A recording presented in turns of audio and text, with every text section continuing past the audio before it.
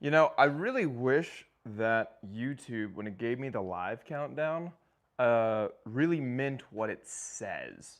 Because I have a bit that I want to do to start off all my live sessions, but it's very contingent upon whether or not I know exactly when the live starts. And unfortunately, right now, I don't. It's like kind of a 5 second, are we going?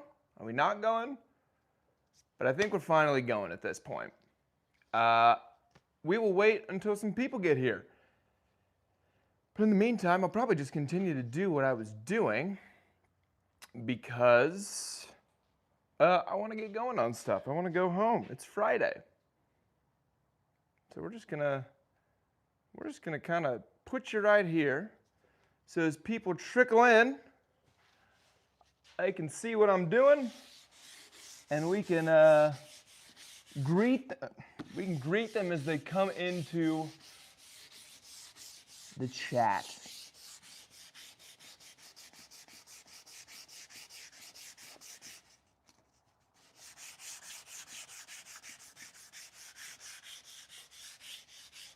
I never know how YouTube, I don't know, pushes live videos because like at the beginning, it takes so long for the first person to come in, but then like midway through, we'll have fluctuations of like 50 people at one time. Like 50 people will dip, 50 people will get in, and it's like, what? I guess it's something like, it's still audience retention. Like if people are dipping out of the stream really quickly, then it doesn't push it as much, but if people are hanging in there for a while, then maybe it's like, oh, this could be a good stream. Never know how it works. The black box of the algorithm, you know what I mean? This is really difficult, honestly. The edge banding is the glue for the edge banding really kind of grips the sandpaper, and it really like, I don't know, it trashes the sandpaper extremely quickly. Just checking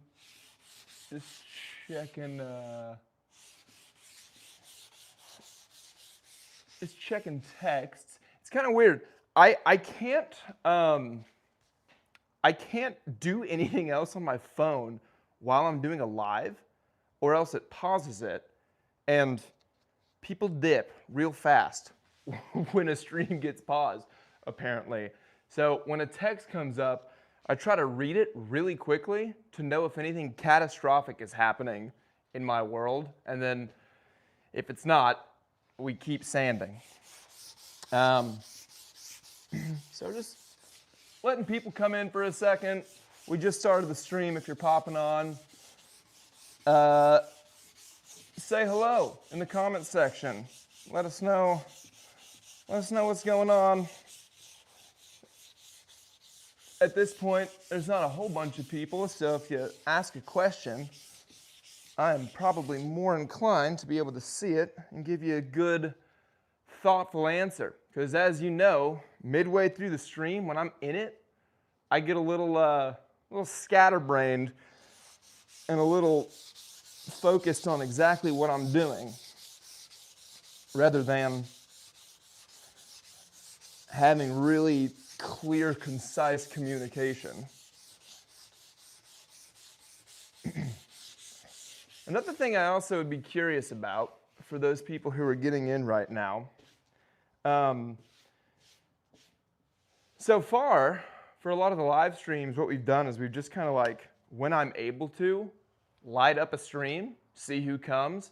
However, one of the plans, goals, whatever you want to call it for 2026 is to have streaming more on a consistent basis, like a schedule. That way people can kind of plan around it, and I don't know, maybe we do it when people are eating lunch so that they can pop in at work, because I work mostly when other people work. So another thing that I'd be curious about is if you are a fan of the channel, if you are a fan of these streams, when would be a good time for streaming so that you could pop in, enjoy it? I'd like to think that these streams, most of them at least, are probably going to be tame enough to where you could pop it on, you know, on your phone or a different monitor. Just have some soothing woodworking going on while you're absolutely grinding on Excel spreadsheets or something. That would be nice, right? I will say that I'm sure there will be times on these streams where it'll get a little bit more, I don't know, wild, unhinged, whatever you want to call it. I'd like to introduce like interesting scenarios on live streams, etc. And that might not be the most conducive to get other work done as well. But generally speaking, yeah, when would you like to see live streams? If there was a schedule for it. How many people? I can't see anything anymore. 21 people. All right, we'll just chill for a little while. Let people come on in. Just sanding. If you are coming in, maybe you were here yesterday and you know a little bit about what I'm making. Maybe you weren't here yesterday and you have no earthly idea what it is that I'm making. I will describe all of that before we get too deep into everything. Regardless, if you know what I'm making or you don't know what I'm making, we will be finishing this today. And you'll get to see a finished product from a wood shop today. So that'll be exciting. It's always a good day of the process. It's been a nice little project here. We could use a few more of these type of projects in the day-to-day.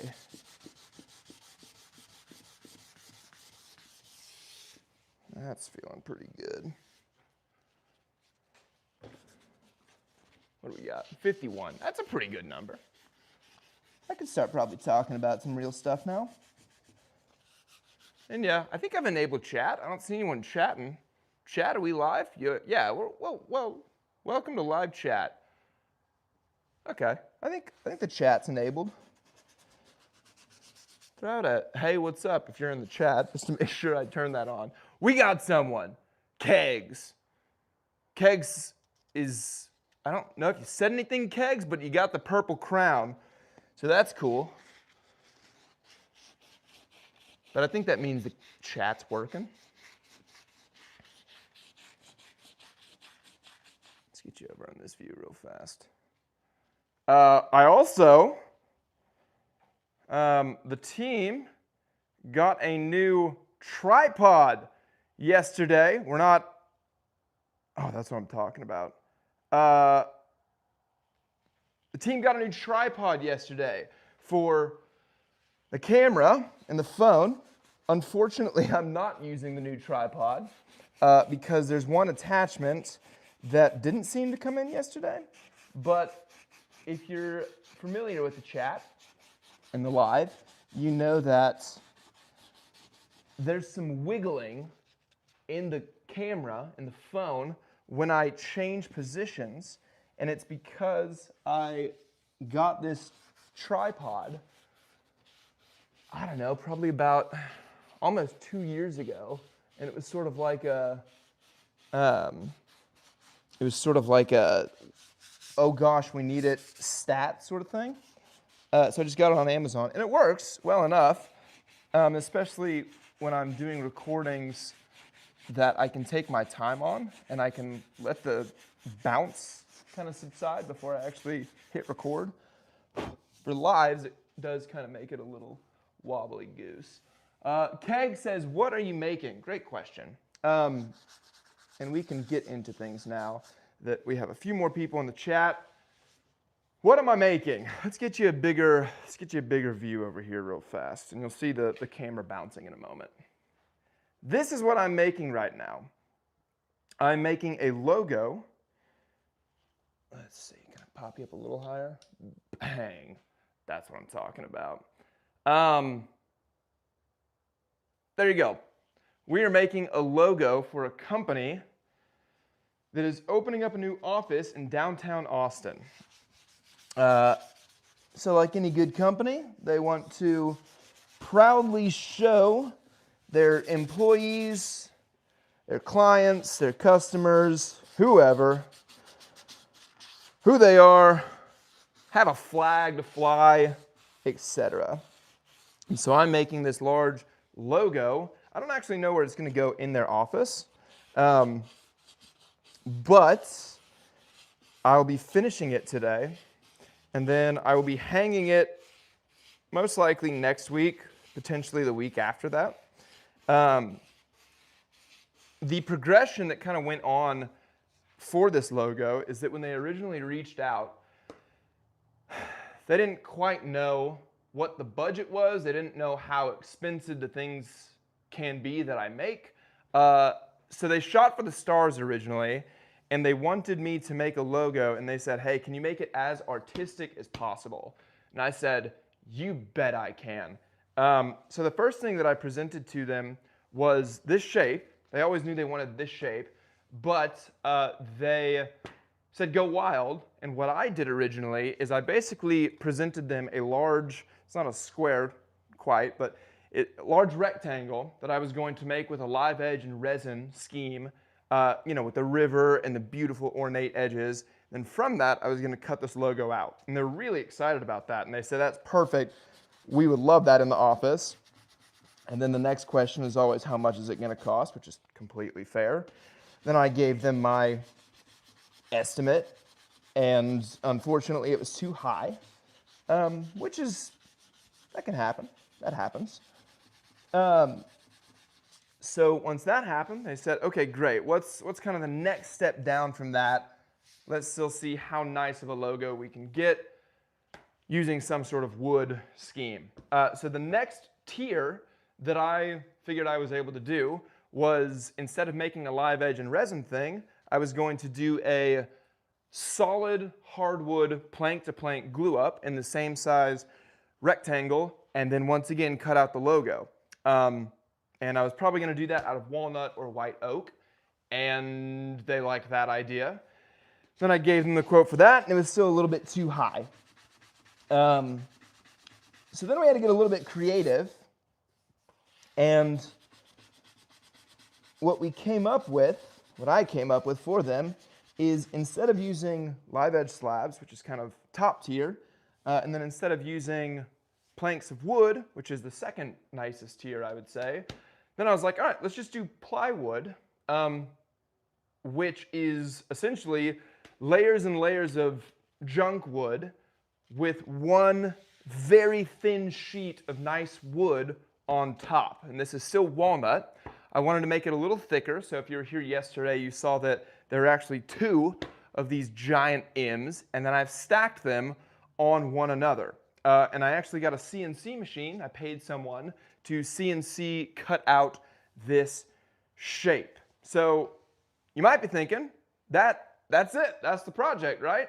But the now hard thing, hard, I say in quotations, it's still relatively straightforward, is that when you have plywood, you can see all the layers of the plywood when you look at the side of this thing. So when you look at the top, you get this nice sheet of walnut, but then if you look right here, it's hard being a weatherman, you can see all the layers in the plywood, and that kind of takes you out of the idea that this is a wooden sign. And the thing that you have to do to remedy that is you have to edge band it. So edge banding is just, it's real authentic wood, but it's cut into these really nice strips, and then it has this heat activated glue on the back of it. And this is bendy. So I can now wrap this around all of the edges of my giant logo, and that makes the entire thing look like wood. For real woodworker savants or other people that know their stuff, you could recognize that this is not solid wood through and through, because the grain is running this way with my fingers right here, or like that. And then when you come on this side, you should be able to see end grain right here. That would be the sign that, hey, ooh, that is real wood. That is very nice. But when you use edge banding, the grain changes orientation around the edge. And so that is how you would see it. But what I was saying yesterday is that probably 90% of the people, maybe 85% of the people would never have any idea that's what's going on. I actually probably give it like 90 to 95% of the people that walk into this building and see this thing would never have any idea that this thing is not solid hardwood through and through because of the edge banding. And then I would say 99 to 100% of the people, even if they knew it was edge banding, would just passively or subconsciously think, nice wooden sign, not think 2 seconds about it. They just think, pretty, wood, sounds good, back to work. So I think it's a really good method to use if the budget's a little bit tighter and you're trying to make something really big. The reason that I don't really typically work with plywood. Plywood is more for cabinet makers because you need large, straight, flat, dimensionally stable panels. But for furniture makers, which is what I do in art, the reason plywood's not fantastic is 2 reasons. Number one, you have all of the edges that you have to do what I'm doing right now, which is covering them, and you gotta sand away glue and rough edges and things like that. But the other thing, and you heard me talking about this yesterday probably, is that plywood, it's only, the nice wood is only like a 32nd of an inch thick on top. So if there were any sort of scratches or any sort of blemishes, or I sanded too much, or something weird happened and I have to sand, there's not wood underneath it to fix the mistake. There's just a very fine sheet on top. Whereas hardwood, there's always more wood underneath it, so you can fix things easier. You can, I don't know, there's more, you can do more with it. So I don't use a whole lot of plywood in my day-to-day and the pieces that I like creating the most. So then maybe your question would be, if that's the case, why are you even doing this project? And there's a few reasons. Independent of who the people are that hired me to do this, these projects are really great every once in a while when someone asks you to do something and you can kind of hit the easy button. I got a CNC machine. I paid someone to CNC cut this out. I was originally going to freehand it, paid them to do that, paid them $500 to cut out both of my large letter M's, and I'm getting a good little paycheck for probably 2 days of work, 3 days if you include the installation. So first and foremost, you want those projects every once in a while. Just some easy wins. Is this the ideal project in terms of, stimulating my little artist brain, my little monkey brain? No, I would not want to do this every single day.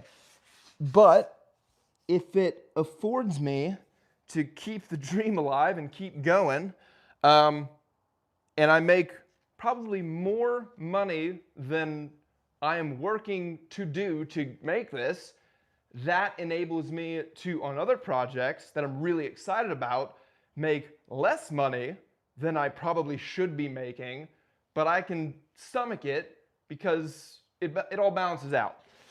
So that's number 2. Or number 1? That's number 1. Yeah, it keeps the dream alive.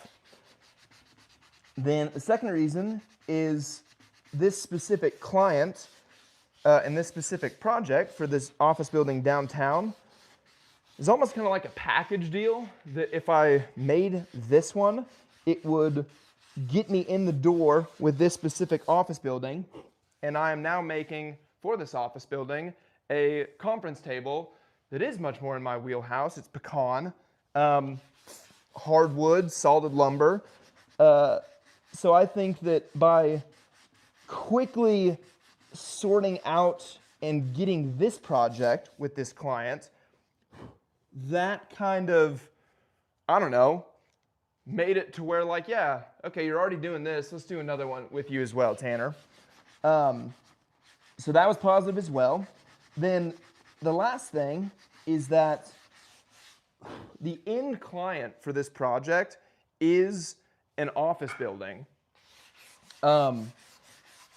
And I imagine once they're set up with all the furniture that they need in their office building, that'll probably be that for my work with them. However, they weren't the ones that immediately contacted me. I was actually contacted by a company who specifically is an office furnishing company. They don't make things, but they help offices to get all the pieces that they need.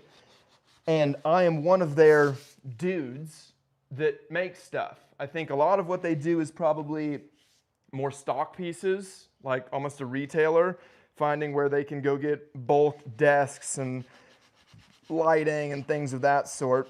But I am now kind of their guy to do custom pieces where a company really wants to show off a conference table or a piece of art or something like that. I'm kind of their dude, but only kind of. So this project was just another foot in the door of let's do more work together. Let's establish a good relationship here. That way, when you have custom work in the future, you'll think of me even more. So all those things together are the reason that I'm taking this project. It's not,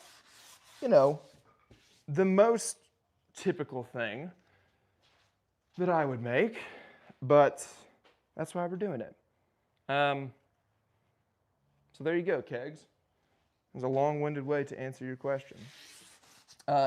If you're wondering what I'm doing up in this corner right here, so I had to put all this edge banding on, right? That covers up the blemishes, covers up all the layers on the sides. But in this really tight corner, it wasn't wrapping around in one continuous piece. So I had to cut the band, the edge band, and do this side as one band, and start a new band right here and bring it over to the side. But to do that, I had to, cover up some, I had to make a little bit of sense about that intersection right here. And the way I did it is I put some walnut sawdust mixed with wood glue, just kind of smeared it and smushed it in there. And now I'm just sanding off all of that dried up sawdust and wood glue. And it's looking okay. I'm wondering, it's kind of hard to see what of this is still, I think that's probably about as good as that's going to get. It's kind of hard to see what of that is still the wood glue and sawdust remnants versus what of that is maybe me sanding too much. Let me see if I can show you. It's right in this corner right here. I don't think the selfie cam here is going to get a high enough fidelity of shot to really see what I'm working on. But just know that I have a seam going right here. And it's not the most prevalent area. It's kind of tucked up in a nook. And I think that it's going to really disappear once I actually put a finish on all of this and everything just kind of gets darker. But that's what I've been working on. And what you see me doing, just generally speaking, is the edge banding that I've been using is taller than the two layers are thick. So I have hangover or overlap, and I'm sanding it just with my hand and with the 220 grit sandpaper to make it smooth in case anyone were to touch it for whatever weird reason. But then also, mainly, I guess to look nice. But the next thing is that I don't want that edge banding to catch on anything while I'm installing this, because that edge banding is only attached with glue that's heat activated, and heat alone can melt the glue, and that could peel off. And I don't really want to get a call 6 months down the line saying that the edge banding is coming off, because that would look really tacky. Ow. That gets hot. When you do this hand sanding, if you go in the same spot for a while, it can get pretty hot on your hands.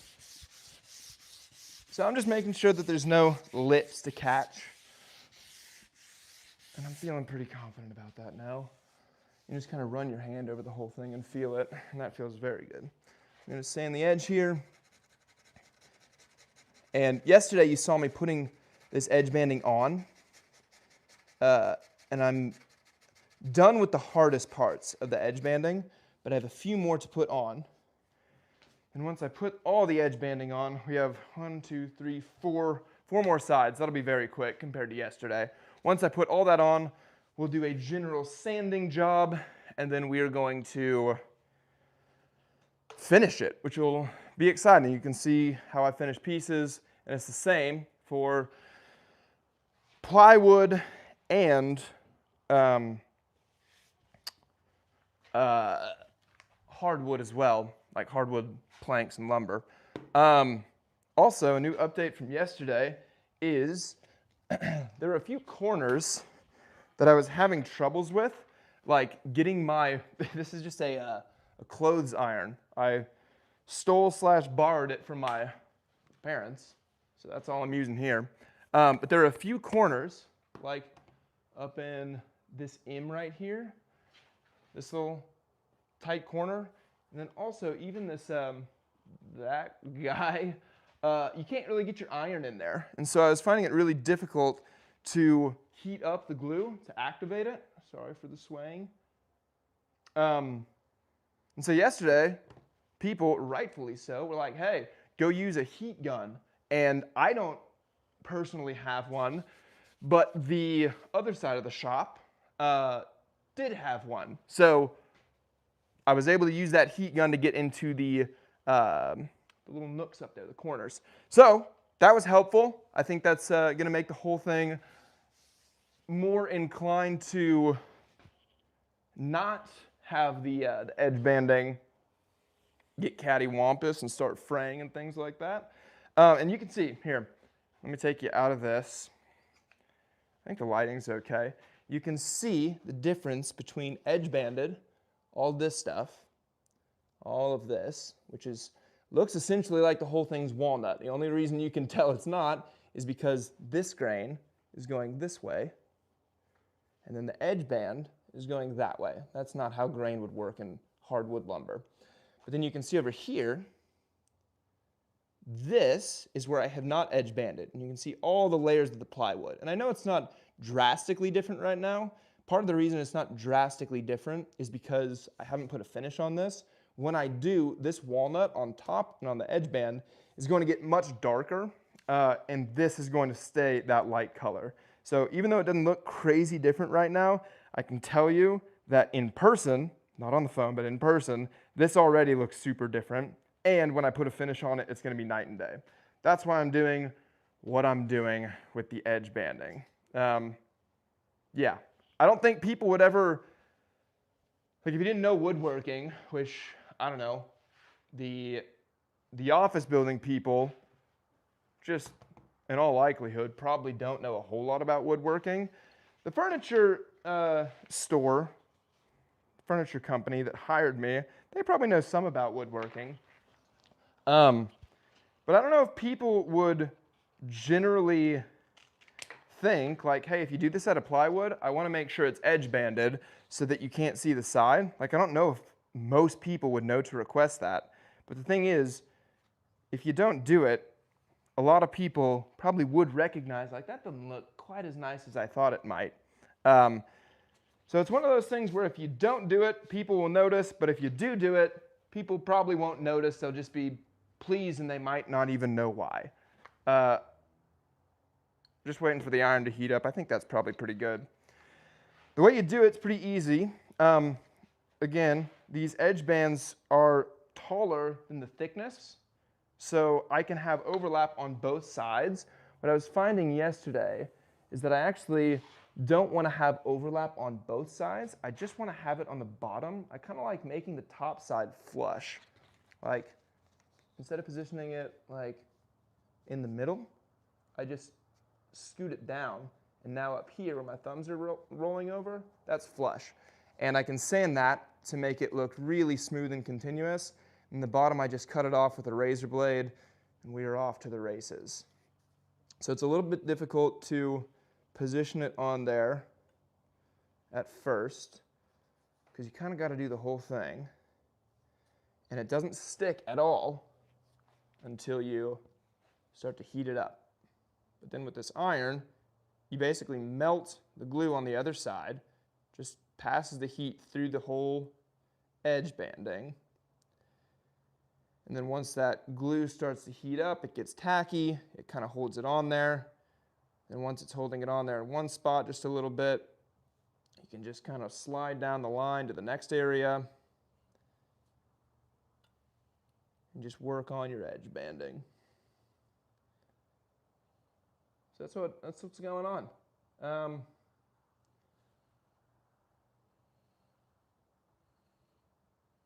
I was saying yesterday that this main technique that I'm doing here, and like the whole technique of this project, where it's using plywood, it's like edge banding things, hanging things, CNC. This is much more in the realm of cabinet making.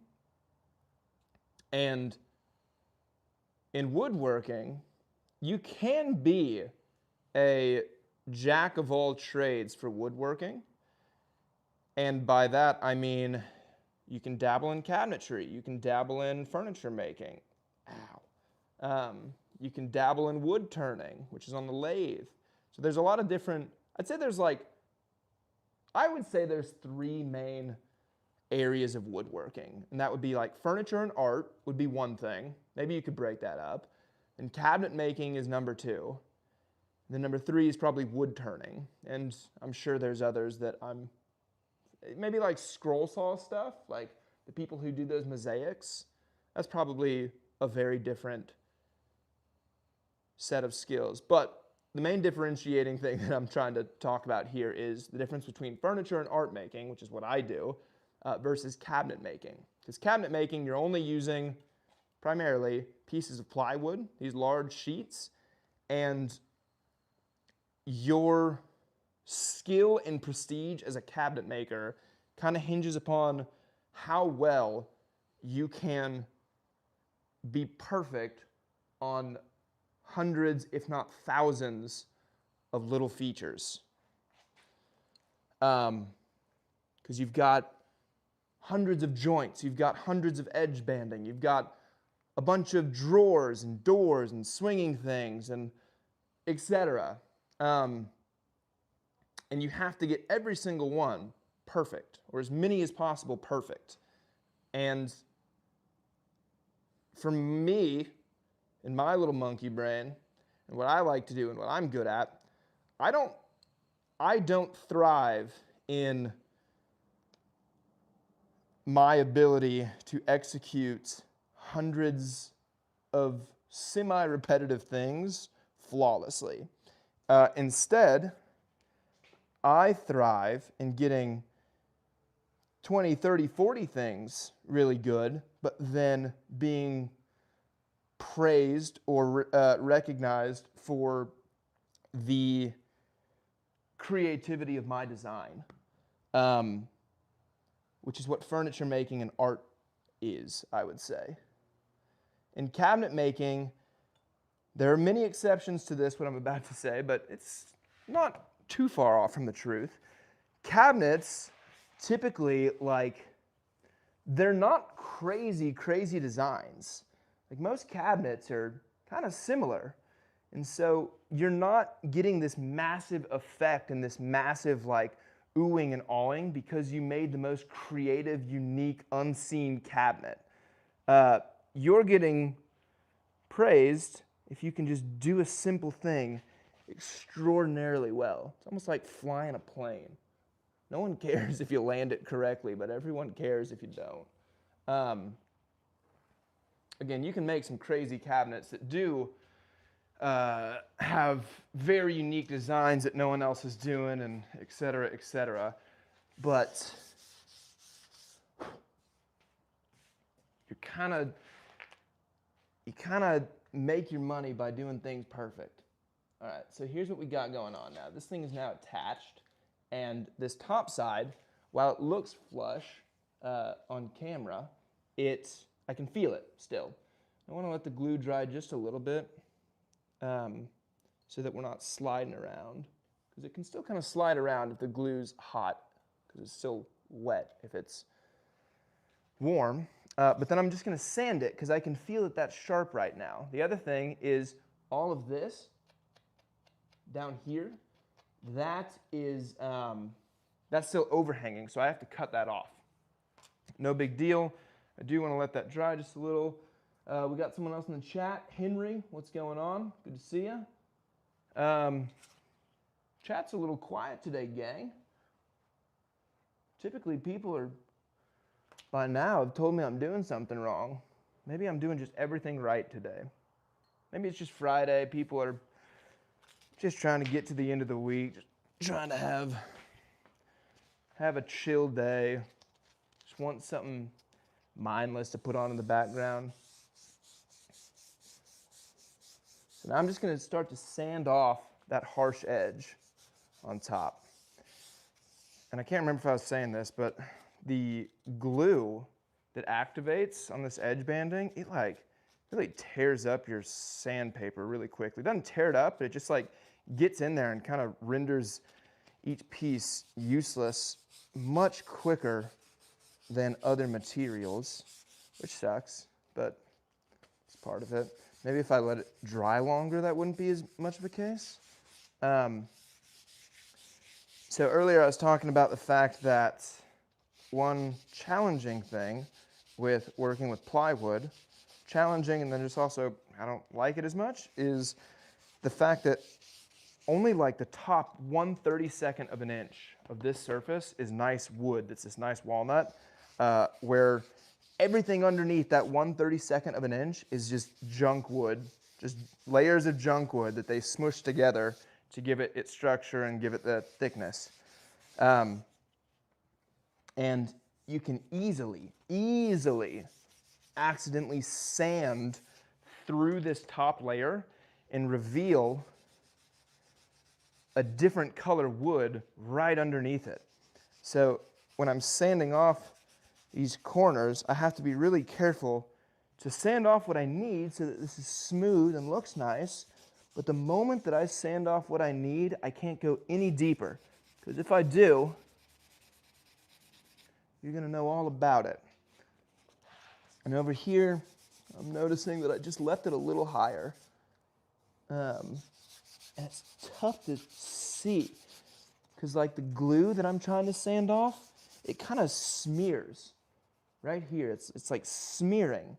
And it's really difficult to tell if that color, this little discoloration right here, is that glue that's just,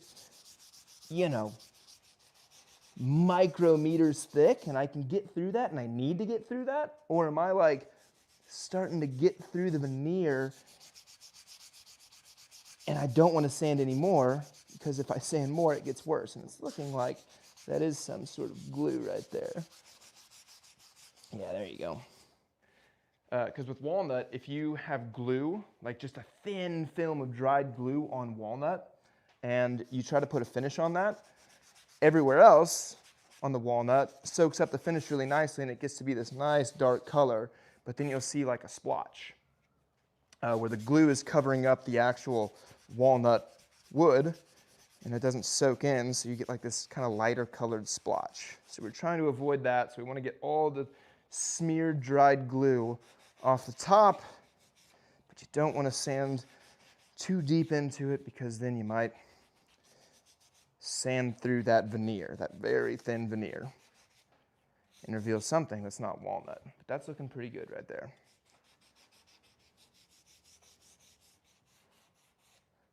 Cool.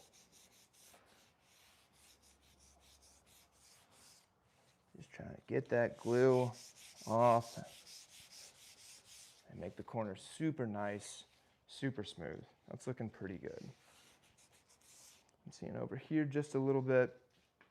Can you see that? Oh yeah, you can see that. Right here, just a little bit. Need to roll it over. And you can be more aggressive on the side, because if you accidentally sanded through your edge banding, you can always just take it off, melt it off, and edge band again. Wouldn't want to do that.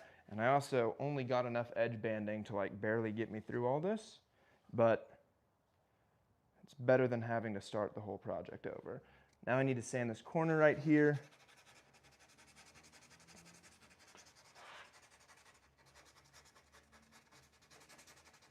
And this corner up here, that guy, right where my finger is, that is going to be the most prone out of anything to accidentally get sanded too much, and you start revealing layers underneath the very, very, very thin walnut veneer.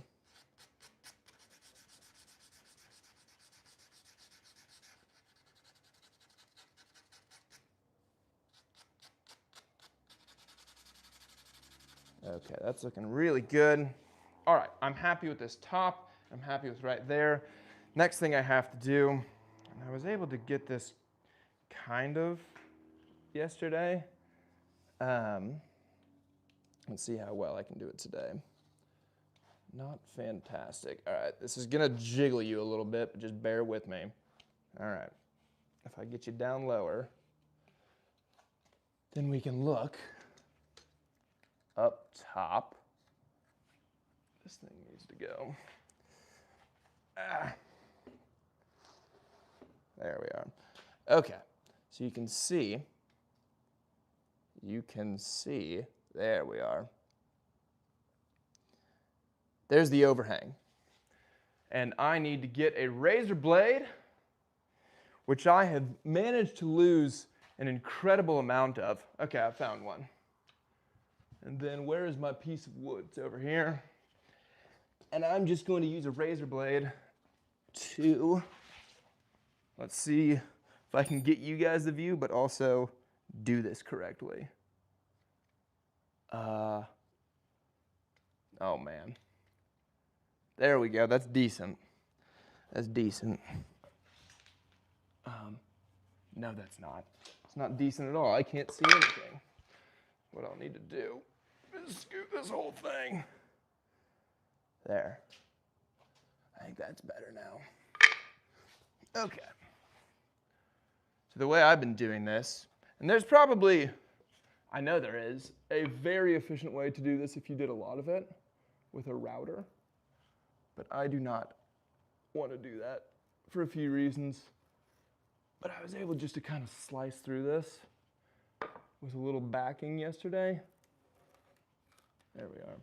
You see that coming off? That's the excess. Bang. Good stuff. And then on bottom, I'm not as worried about like making this perfect because no one's ever going to see this. So I can use my razor blade and I can get it really tight up to the plywood. See how this bottom isn't walnut? No one's ever going to see that. It's up against the wall. So even if I damage that plywood, that's not an issue. And then I can just shave it off. Now the only thing that's left to do is, let's get you really underneath it. Cool. Is grab a piece of sandpaper. Okay, and I'm just going to roll over that edge.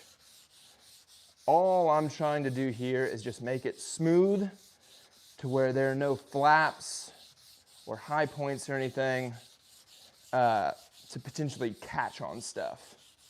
No one should ever be touching this because this will be up on a wall and this part will literally be touching the wall.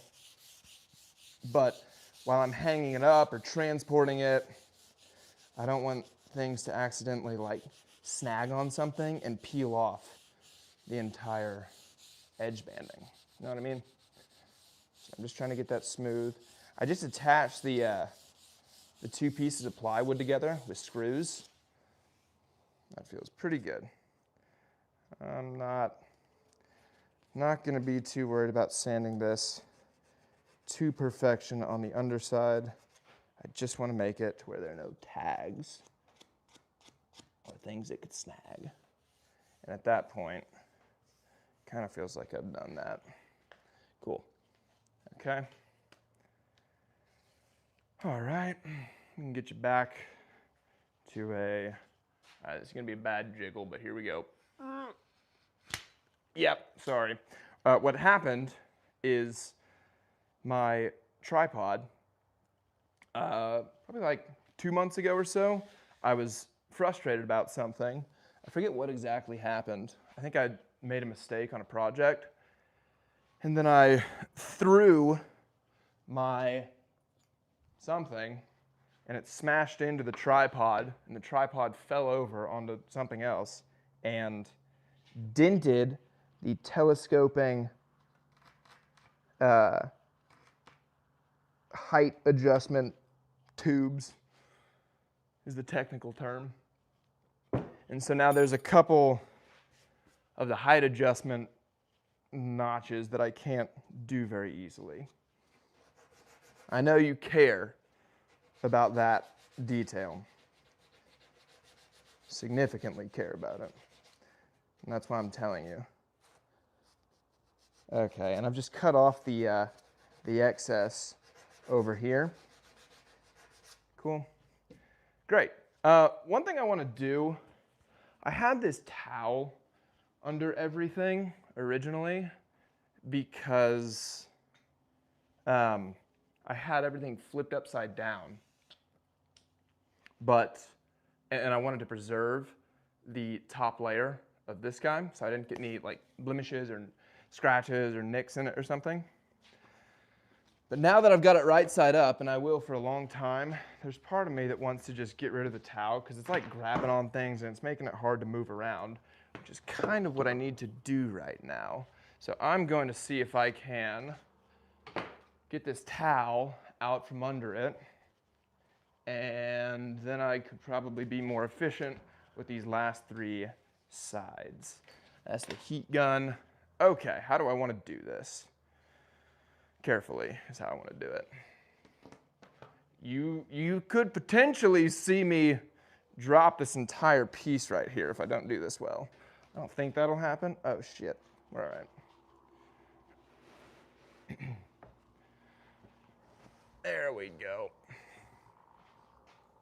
Yeah, I need to get edge banding up in all of this area, this part, and I need to have that off of the table somehow.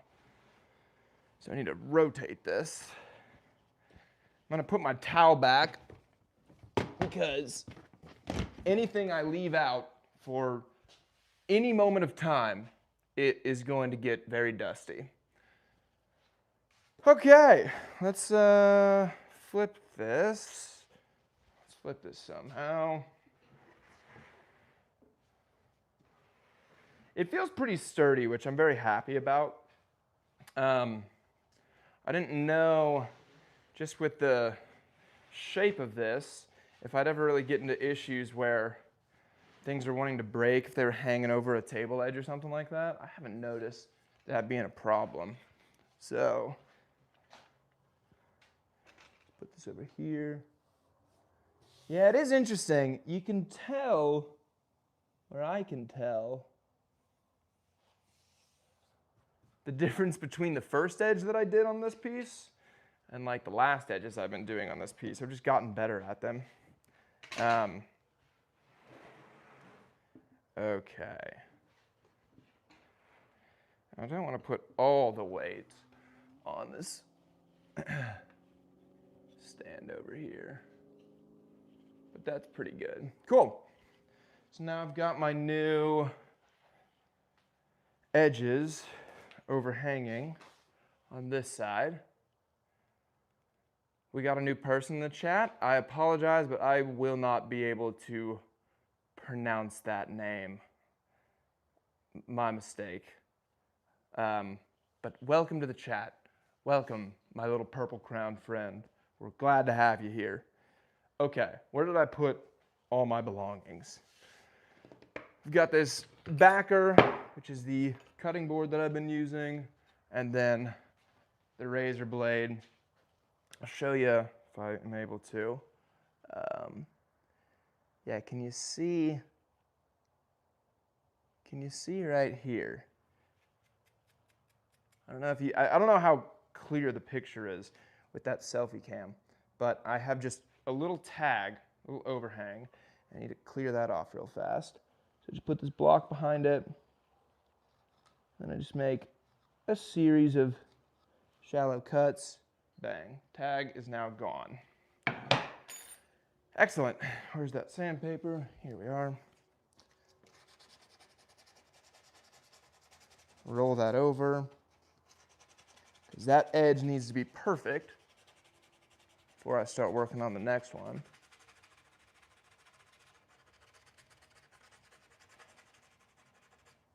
Perfect as in it just needs to be completely flush, because I will overhang the next guy. Great. Let's get the next piece here. Let's get the scissors. The way I've been doing this is I cut something that's just a little bit longer than what I need. Not by much. Awesome. And the iron should be able to get me all the way in here. Trying to think of the best view for you while also making sure that I can get to where I need to be. Is that going to be decent? What's up, Dawn? Got a question mark in the chat? Or is that part of your name? I think it's a question mark. You got a question? I'm happy to answer a question. Let's see if I can get in here. We want the overhang to be on that side. It could be a little tough, actually. We want to get as close as possible in this corner. Let's not burn ourselves on the iron. That's looking pretty good. Yeah, all right. Oh my, that's a little scary. Nope, not quite. Yeah, it's pretty good.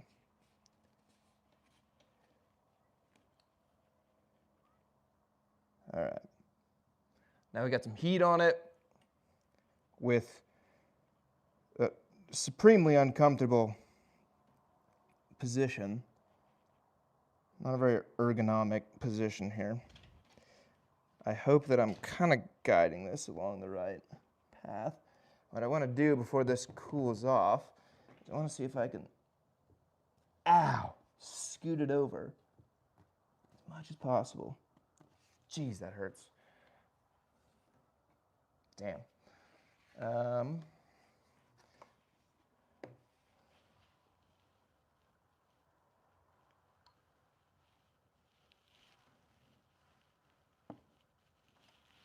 Because one thing that happens, geez, that's hot. I got this cut out with a CNC machine. And the CNC machine, while it's very, very accurate, you have to put a circular bit on it. And that circular bit has a radius, obviously. And these corners up here, they are supposed to be completely 90 degrees with no radius to them, but when you have real world, like,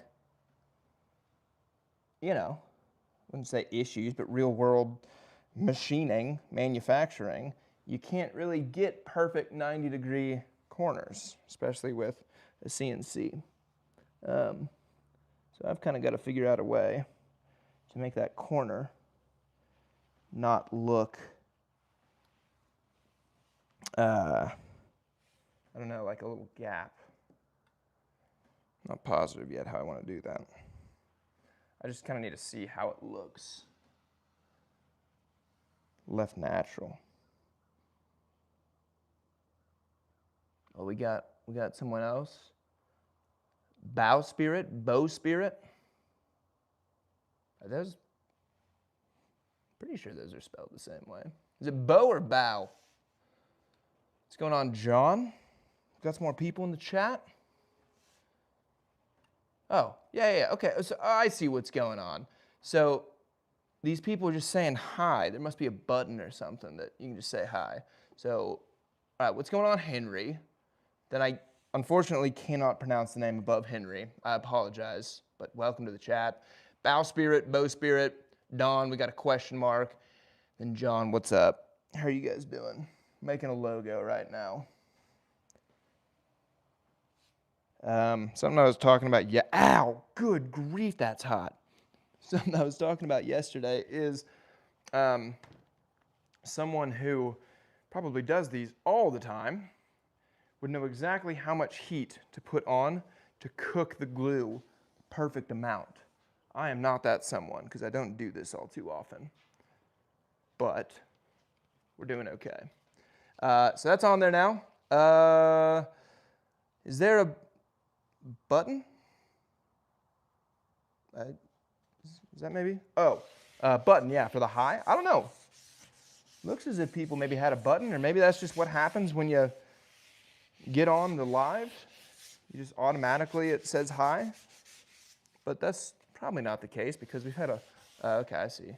John. John says there's a button. Thank you, John.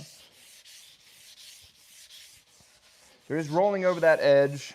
Probably could have waited just a little longer for the glue to cool down and completely dry, because I think what's happening with this sandpaper getting used up so quickly, see that, is just that there's like that, I don't know, molten hot glue, and I think that might be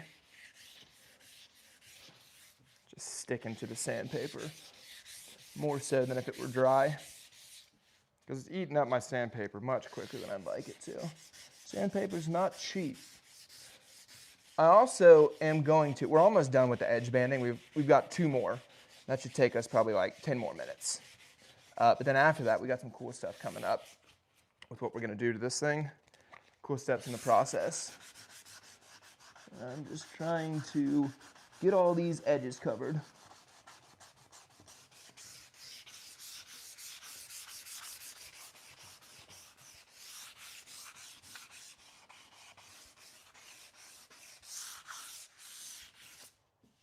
That top edge is feeling nice at this point.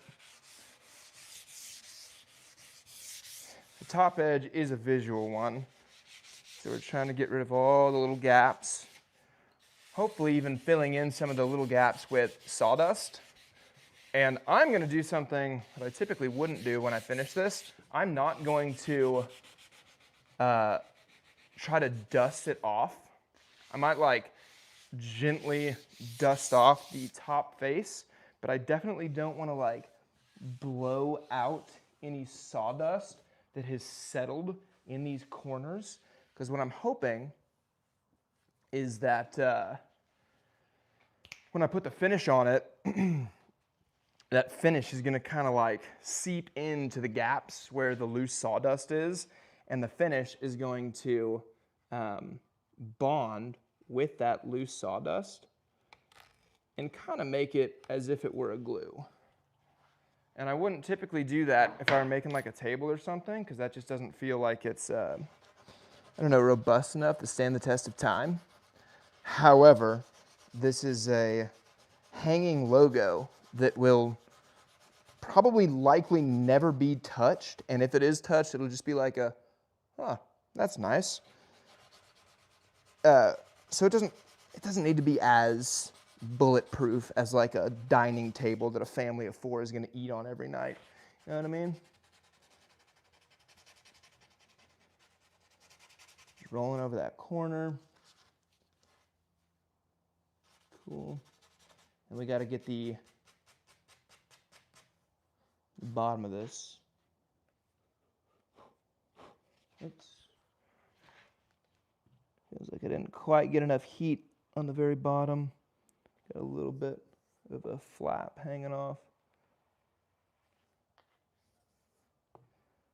I can tell you that this edge, for whatever God, that gets hot. That edge, for whatever reason, didn't quite line up the 2 pieces of plywood, but that's all right. That's a decent shot, I suppose, for this next thing that I'm going to try to do. All right.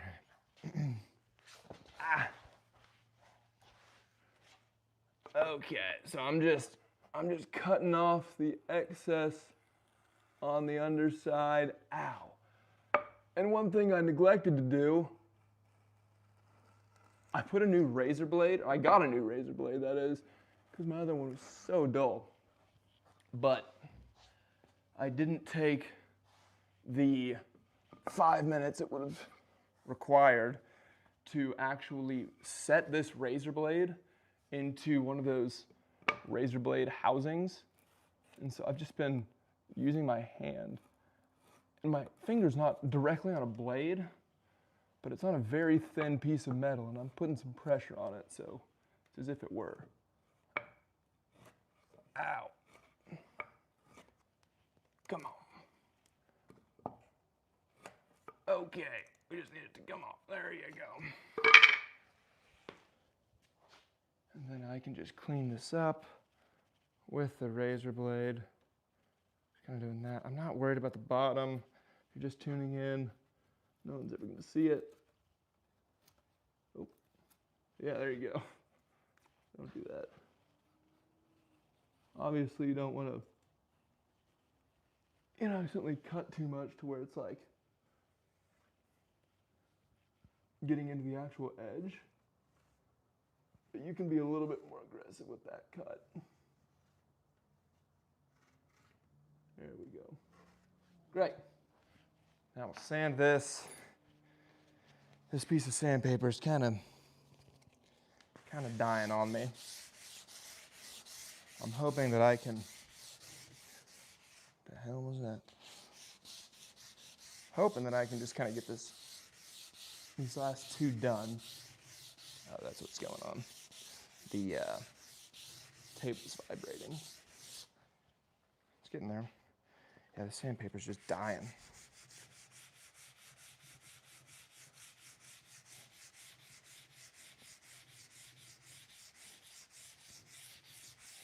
Just trying to make it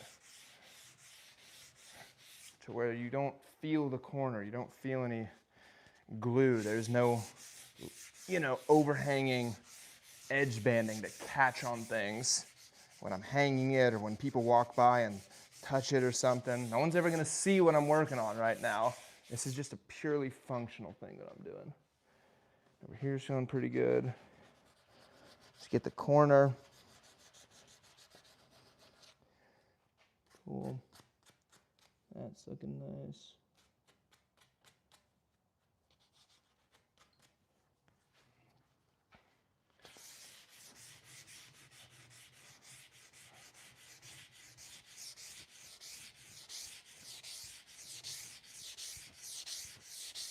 Get up into this corner up here, that's feeling pretty good.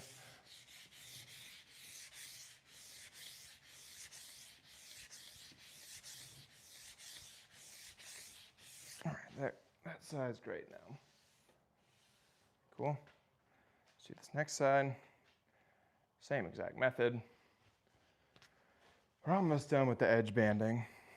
Kind of underestimated how long this would take, not gonna lie. Like, I have a good idea of it now,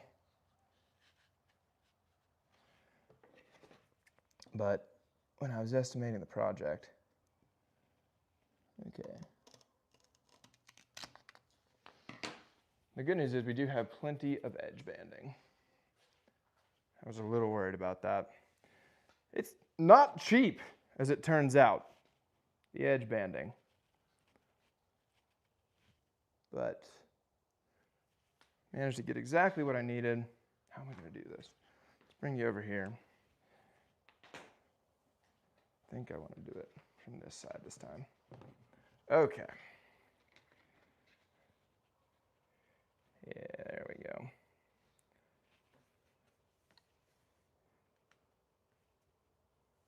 The difference with this one is I really want to try to get right here where I'm tapping. Can you see that? You can't see that. There we go. I really want to try to get this super close up into that corner. The hard part is I have to start the iron over here.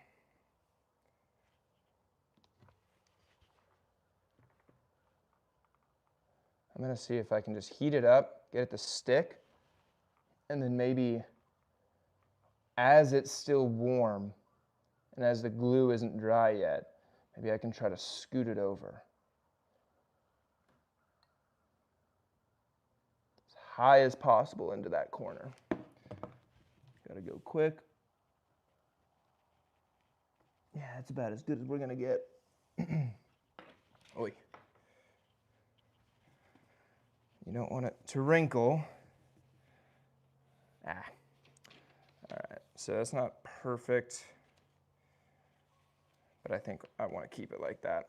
I've accidentally set the whole band at the wrong angle, and so it's not going to be perfectly flush with the top, but that's okay. I really wanted to try to get this high into the corner over here, and I think we've done that. I'm just going to have to do the razor blade on the top and the bottom. And the top's just scarier because the bottom I can, hack away at, John, okay, what's the final product going to be? This is a logo. This is a logo for a company in downtown Austin who's moving into a new office building. So not my typical project. Mostly because I'm working with plywood and edge banding, and that's just not what I typically do. I typically work with either live edge slabs or fine, solid lumber planks, like hardwood. But what I was saying earlier is that it's kind of a nice project to just have to start out the year. It's relatively easy.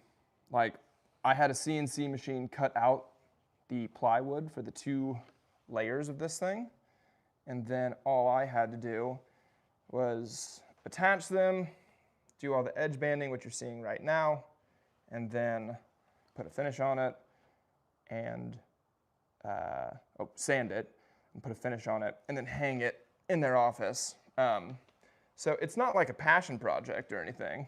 I'm not stoked about making a giant letter M. But this kind of, I don't know, it just gets a little bit of funds in the pocket to start off the year so that you're not stressed about, making it to the next month and wondering where it's going to come from. And that enables me to do 2 things. Number 1, I can take on projects that maybe don't pay quite as well, but they're maybe more in line. Ow! Whoo! Oh gosh, that's hot. Ow. We're fine. Wow. Yeah, you can take on projects that maybe are a little bit more in line with what you want to do, but they don't pay as well by taking on projects like this. And then the last thing is, if I, God, that was hot. If I, am not as worried about money, then I can spend more time making content for YouTube and Instagram that right now does not at all pay the bills. But I have so much fun making content that I would like that to be more and more and more a part of my daily work. Can you see what I'm doing? It's kind of a cool shot. Let's see if I can get you here. Got to be very careful not to slice through.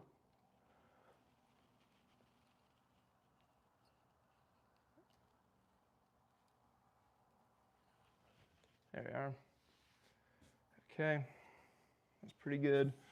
Gonna get it a little closer. Remember, I really do not want to accidentally cut the veneer on top of this sheet of plywood. We would be in a bad situation if at this point in the game I cut that veneer. We're gonna go real slow.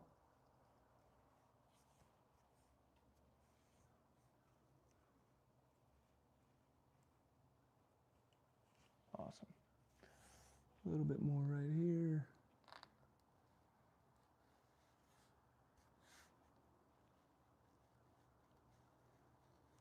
Cool.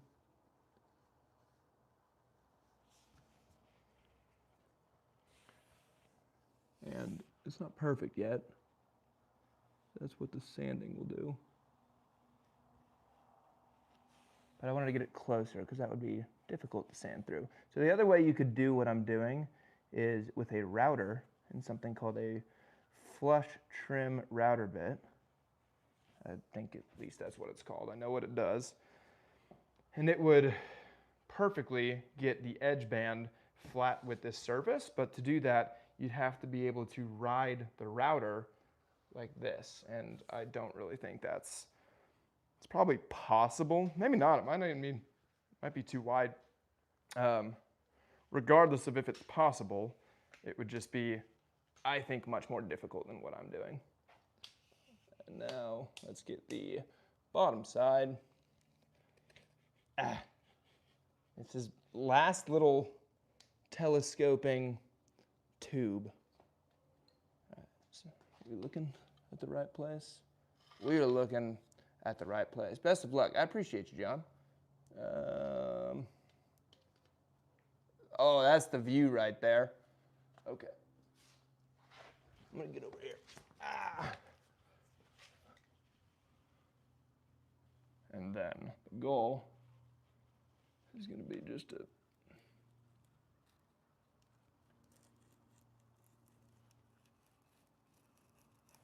we'll do a couple passes. Let's just get the main stuff away.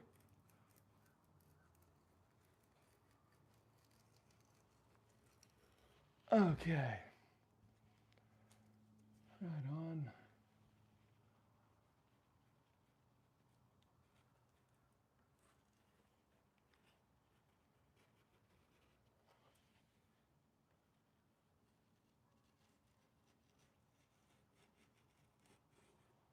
I've done pretty much this entire project on a live YouTube video, and I do wonder how much quicker it would have gone if I didn't do any live.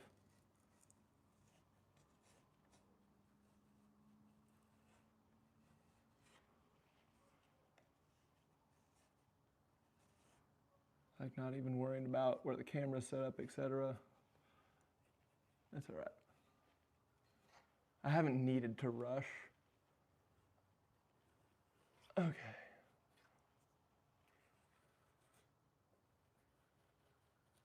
There we go.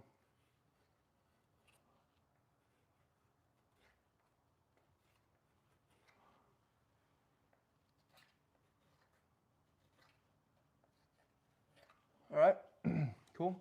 Let's sand this. I'm gonna get a new piece of sandpaper. That last one was really, I don't know, not working very well. Cool. Look at the bottom first.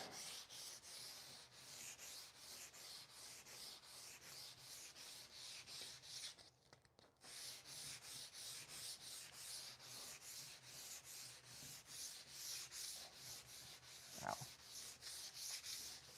And we're just trying to get that smooth to the touch with no overhanging tabs, flaps, anything like that. Not worried about accidentally sanding into the veneer on the bottom, etc., etc. Feeling decent, a few little places. What time is it? It's about 11 o'clock, okay. Ow.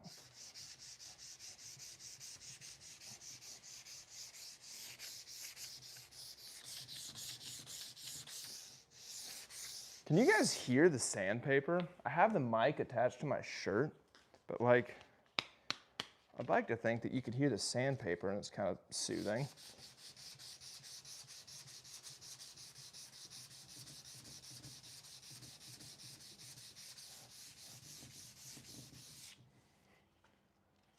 Okay, let's get you over here.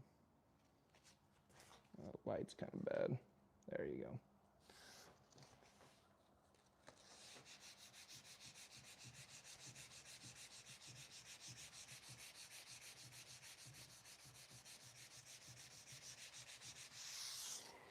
How's this feeling? Pretty good, almost there.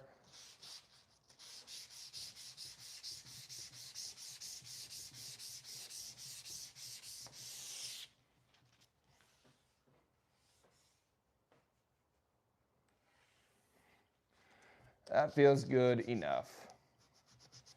After I hit that, yeah, that's good. Okay, then let's get the top real fast. Apologies for the wiggling. There we go. That was horrific. Sorry, guys. How we doing? I'm telling you guys, the chat's kind of quiet today. Again, people are typically chirping in the chat, saying, hey, don't do it like that. You should have done it like this. What's going on here? Maybe it's just a sleepy little Friday. Sorry for the wiggling. There we go. Let's get you down here.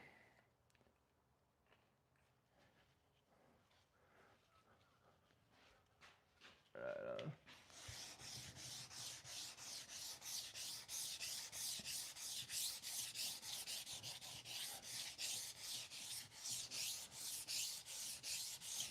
The end of this video is going to be the best part when we actually put the finish on it, because you'll get to see the walnut really pop out. So if you've hung in there, we are very close to a big payoff for the whole video. The whole project is going to be cool. I can teach you about how I finish things. And yeah, finishing pieces like this, I think that's kind of what separates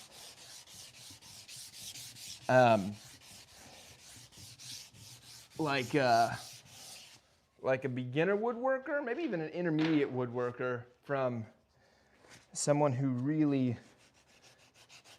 kind of commands respect with the quality of the finished piece.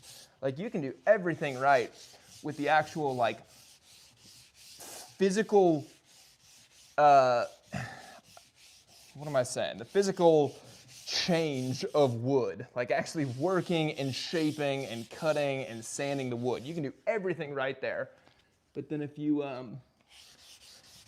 don't finish the piece correct, like with the actual wood finish, the protective coat, you can ruin everything and make your piece look like a high schooler project rather than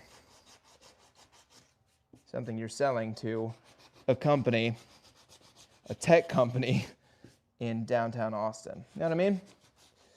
Like, it's a lot of it is how well you finish the piece.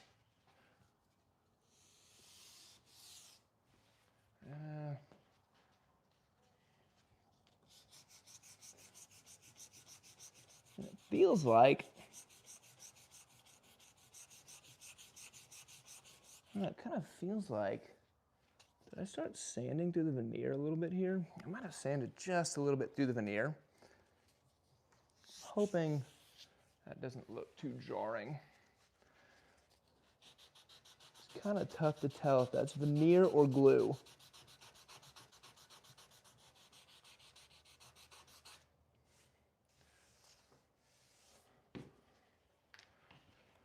Cut off the end.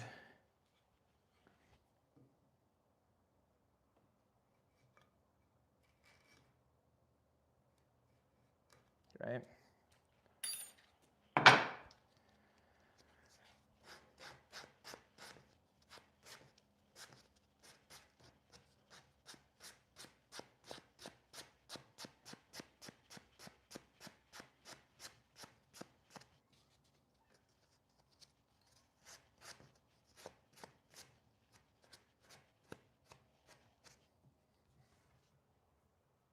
Just kind of give it a feel.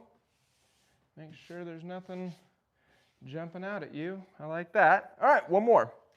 One more. I don't know if this is going to be a hard one or an easy one. Kind of tough to tell right now. But it's this guy. After that, we've done everything. Wow, I have a good bit of this. Oh, I have to make it the perfect size, don't I? And it's also going to go like this. I need to make sure that if I'm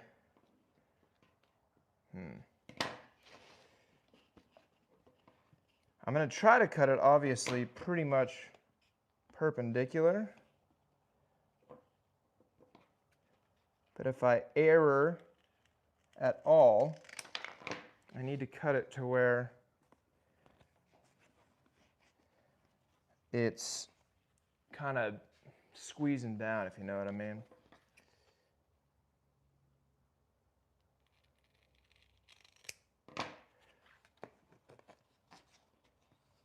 And it can't be too big because then it starts to like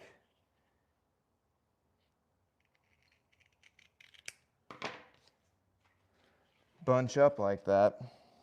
Oh, we're close. Oh, we're close. I guess you just kind of keep taking off the slightest amount you can until it fits perfectly. Is that perfectly? Is that a little too big? Feels like that's just a fraction too big. I think that's going to do it right there. That looks great. Okay, how are we going to do this? Can you see that? Yeah, you can kind of see that. Cool. All right, get the iron. Last one.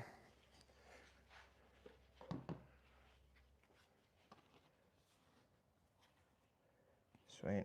How am I going to get my fingers in here? I guess like this.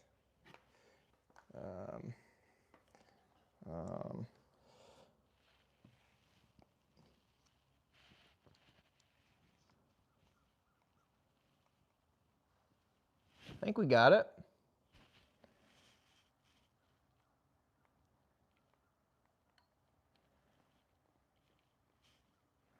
I think we're going to be all right. There's the tiniest little, I wouldn't even call it a gap. It's just like, oh, easy. It's just like when you have two corners meeting up and you got these two very sharp pieces of edge banding meeting up in the corner, but then you have that slightly rounded over radius in the corner. It's like you can't quite get that perfect, but it's about as good as, that's about as good as you're gonna get. I'm very pleased with that, actually. Just make sure that it's heated up enough. That's pretty good. I'm happy. Cool. Let's not burn myself this time. Hey, we can unplug the iron. Yeah, that's good. Okay, let's move this guy. In about 3 minutes, gang, we're gonna move on to a new fun step. Just gonna wait for this to dry ever so slightly.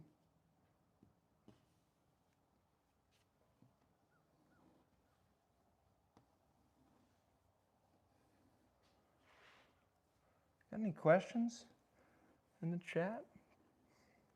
Gang? All right. Do I want to use a new sandpaper?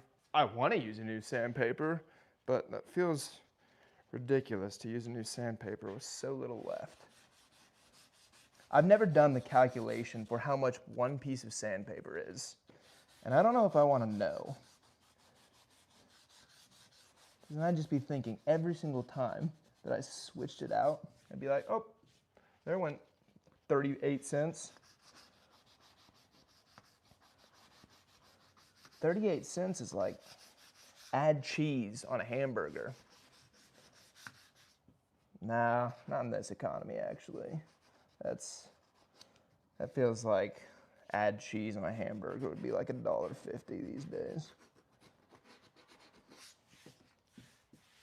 That feels good.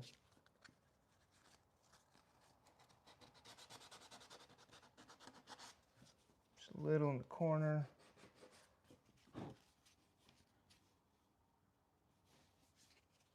Feels fantastic.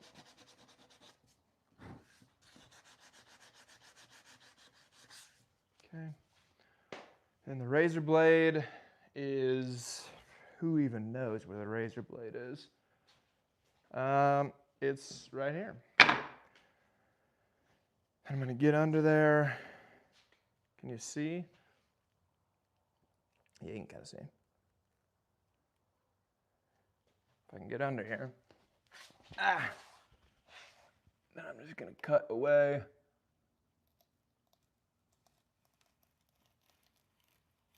Oh, yep, there we go.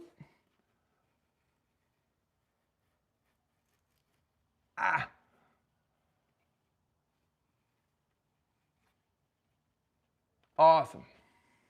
And I'll just sand that, and we're moving on. That's a good spot.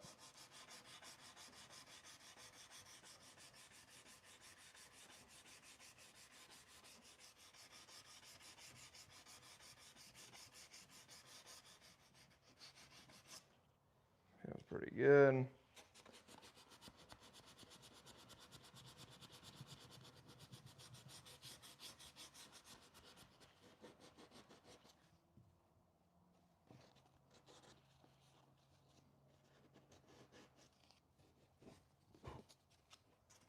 That feels pretty good.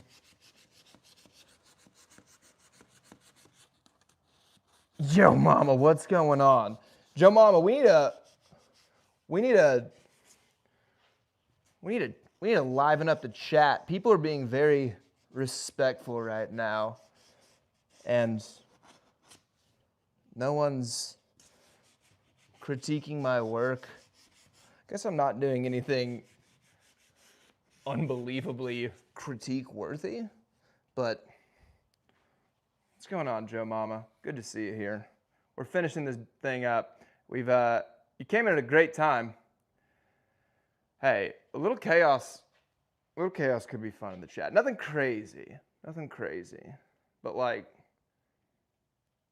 you know, we could get I don't know, like Lord of the Rings or Star Wars. I don't know, people. What's going on? Let's have a heated debate about Lord of the Rings, Star Wars, Harry Potter, and Pirates of the Caribbean or something. Which is the best series, the best trilogy, the best story?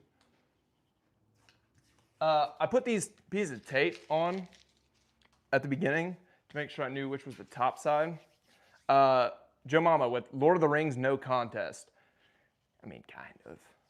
I might say Harry Potter could get up there for me. Kind of depends. I mean, like all-time series, if I could only pick one of the two, that's tough. That's tough. They have different meanings for me, you know? Like, I think that objectively speaking, I'd say that Lord of the Rings was written better. Like, you know, it's just one of the greats, like an epic, like a great, that dude went hard, man, on writing that entire thing. He made a whole world, a whole language. And I know, you know, you got a whole world made with Harry Potter, but like, something about it feels old. But then, I don't know, the Harry Potter movies, especially because they came out, at least the last ones came out later than the last, I'm thinking the three original Lord of the Rings. I've never really gotten too deep with The Hobbit or things like that. God, they're both great. I have recently watched both series. So, yeah. Yeah, you know I love HP. Star Wars, the more I watch Star Wars, like the original 6, when you know the story, and the big, I don't think I'd ruin anything by telling people what the big surprise of Star Wars is, the first 6. But once you know that, I feel like the next time you watch it, it's so glaringly obvious that it's hard to just enjoy it. And then, yeah, all the new ones kind of feels like a money grab a little bit. They're cool. They're, I guess, entertaining. But, yeah, for me, it's either Lord of the Rings or Star Wars. And they're probably, like, similar in overall value for me. But I can agree that objectively, Lord of the Rings is more epic. Or maybe it's more suited for adults, where Harry Potter was originally suited for kids, but then like grew up with that generation. Anyway, does anyone care? Okay, here we go. We're sanding now, and I know that we have, oh, did anyone see that? Was that on camera? I don't think so. I just made the gnarliest snag of my sander. I have a hard time with HP with JK's recent cringiness. I don't know what she has done or not done, but I know she's in the middle of some sort of controversy at all times. But yeah, no, they're fun. They're definitely fun, and it's cool to see all the actors, like the child actors. Kind of cool to see what they're up to these days, like how they've grown up. Anyway, what the hell's going on here? We've done sanding, obviously, and mostly all the corners, right? But when I was doing all these corners, you can see that I have streaks on top right here from where my sandpaper was doing this. And I do think those streaks, because they're at 220, would probably go away when I put finish on them. But I'm just gonna hit it real fast with this random orbital sander. Yeah, Swiss Army Man, I have heard that one's wild. That's Daniel Radcliffe, I think. Was it? No, it was Elijah Wood who did that one weird show where he was a dog. And I don't know, that was a weird one. I think it was a show. Anyway, I'm gonna use a random orbital sander with 220 grit. That's really fine. That's probably finer than I would normally go to finish things, but I really don't want to accidentally sand through this top veneer. And I'm just hitting it one time to clear up all the streaks that I've made on the top here. And then I can just see a few little places where I don't know what happened. Maybe when this thing was flipped upside down, it just like hit something like a little piece of grass that was on it or whatever. So I just see little streaks, little marks, and I just want to make sure the top of this is extremely smooth and uniform, because right now parts of it have been sand, parts of it haven't. So this is going to be just like 3 minutes of sanding. And again, this is 220 grit random orbital sander. I'm using DeWalt because I'm cheap. DeWalt, sponsor me. If there is a DeWalt representative in the chat, we're looking for a massive sponsorship. All right.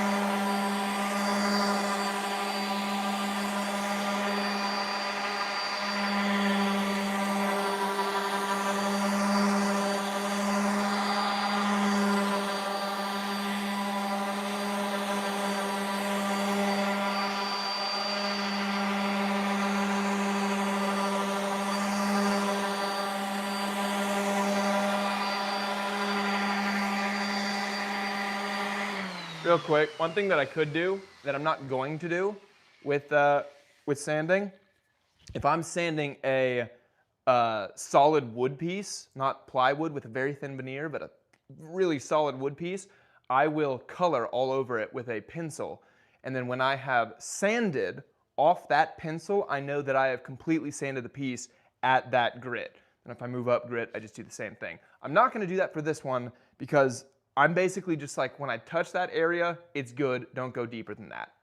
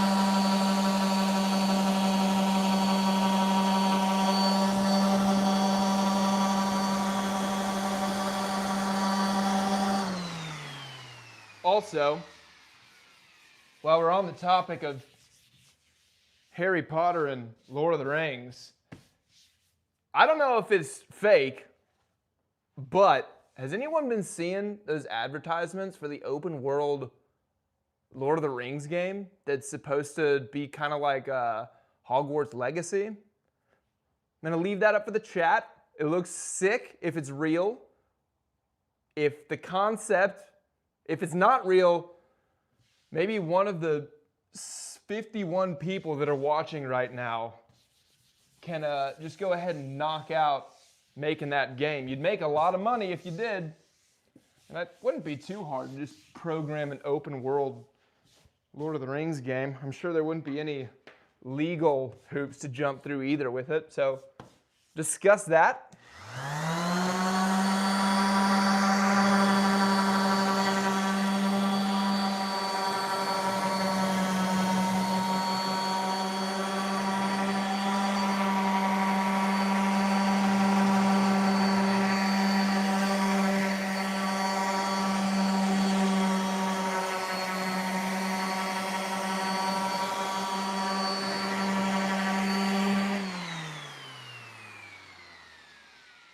No one's discussing it. It's all right.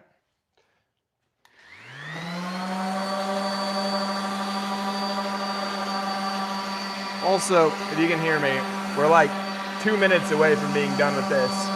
And then we're going to go to the finishing step, which will be really visually rewarding, I suppose. I'll teach you all my tricks of the trade for how I finish things.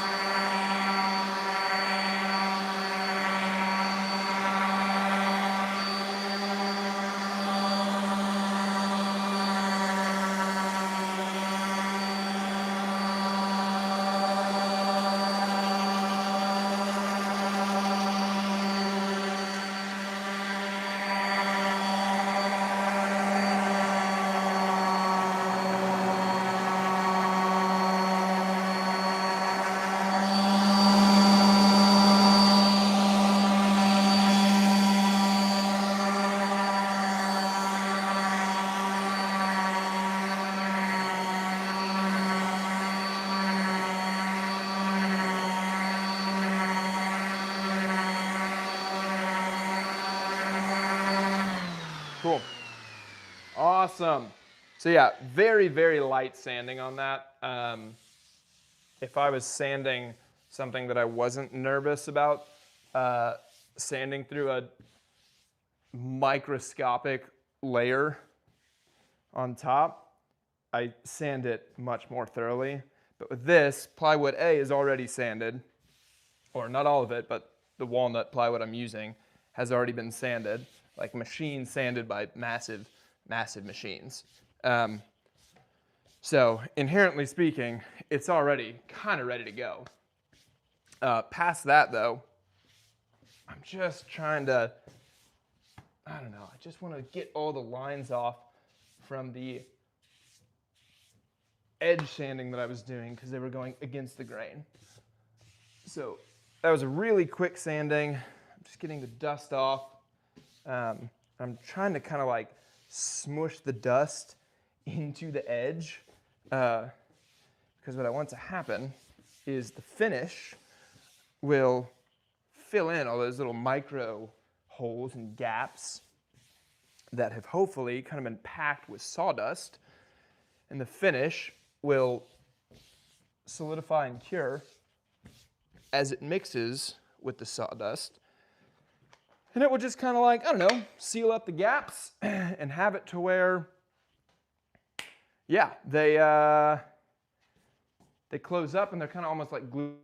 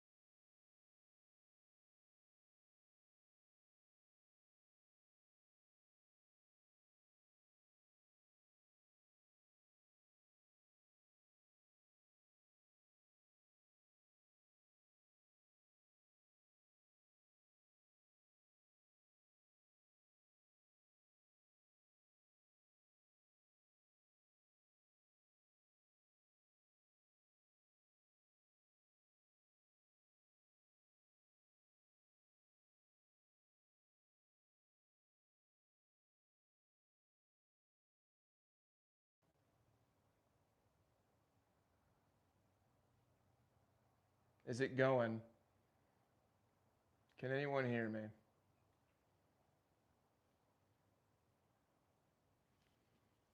We're gonna lose like 3/4. Is the audio back? Joe Mama / Beggar 41? Maybe? Hey! All right. What I was saying, dude, we lost everybody. That's such a bummer. That's okay. Only the real homies are here now. No, dude, when I get phone calls on my phone, it like screws up the whole thing. And I don't know if this telemarketer was like leaving a message and so that like got priority or something on my phone. Yesterday, you can actually go onto the YouTube channel and look at the atrocity, which was me trying to start a live stream yesterday. I tried to post the link to Instagram, and so I got off of YouTube for a second, and I came back, and my screen was black. Like, it had all the little icons and everything, but the screen was just black. And people in the chat, I could see, and they were saying, "You're in, you're good, we're going," but I could not see myself. And that, I was like, I can't do a multi-hour stream without being able to see the shot. But before I gave up and started it over, I think I spent like 4 minutes doing the most heinous, like, boomer technology, you know, I was just blowing it. And I was like turning on green screens and like, it was bad. You can go check out, I think it posted to YouTube. I don't think I said like, hey, let's not do this one. So at least I didn't do that. It was someone else's fault. But we're there. I felt one little spot that I needed to get. Okay, we actually have some woodworking questions here. RoboCop Pat or RoboCapat might be that. What wood are you working with? This is walnut plywood. So you may or may not know what that is. RoboCop, RoboCapat, RoboCop Pat. But it's a whole bunch of layers of what I would consider to be junk wood, or just kind of like cheap wood, and then a very, very, very thin veneer, a walnut veneer on top of it. And I've actually stacked 2 sheets of plywood on top of each other. You know what I'm realizing? The CNC place typically gives me the rest of the sheet of plywood, and I would have actually used that other half of this walnut sheet of plywood. I guess they didn't give it to me this time. So anyway, 2 layers of plywood stacked on top of each other. The bottom layer is just kind of a junk piece of plywood. The top layer is this nice walnut plywood. And then to conceal all the edges, I have edge banded everything so that it looks pretty much, to the untrained eye and even to a lot of trained eyes, it looks as if this is solid walnut. It's not. Okay, we're gonna finish it now. So we've gotten the dust off enough. You're supposed to really get the dust off, but that's all right. So we are going to finish this. Am I on camera? Not even close. That's what I was doing.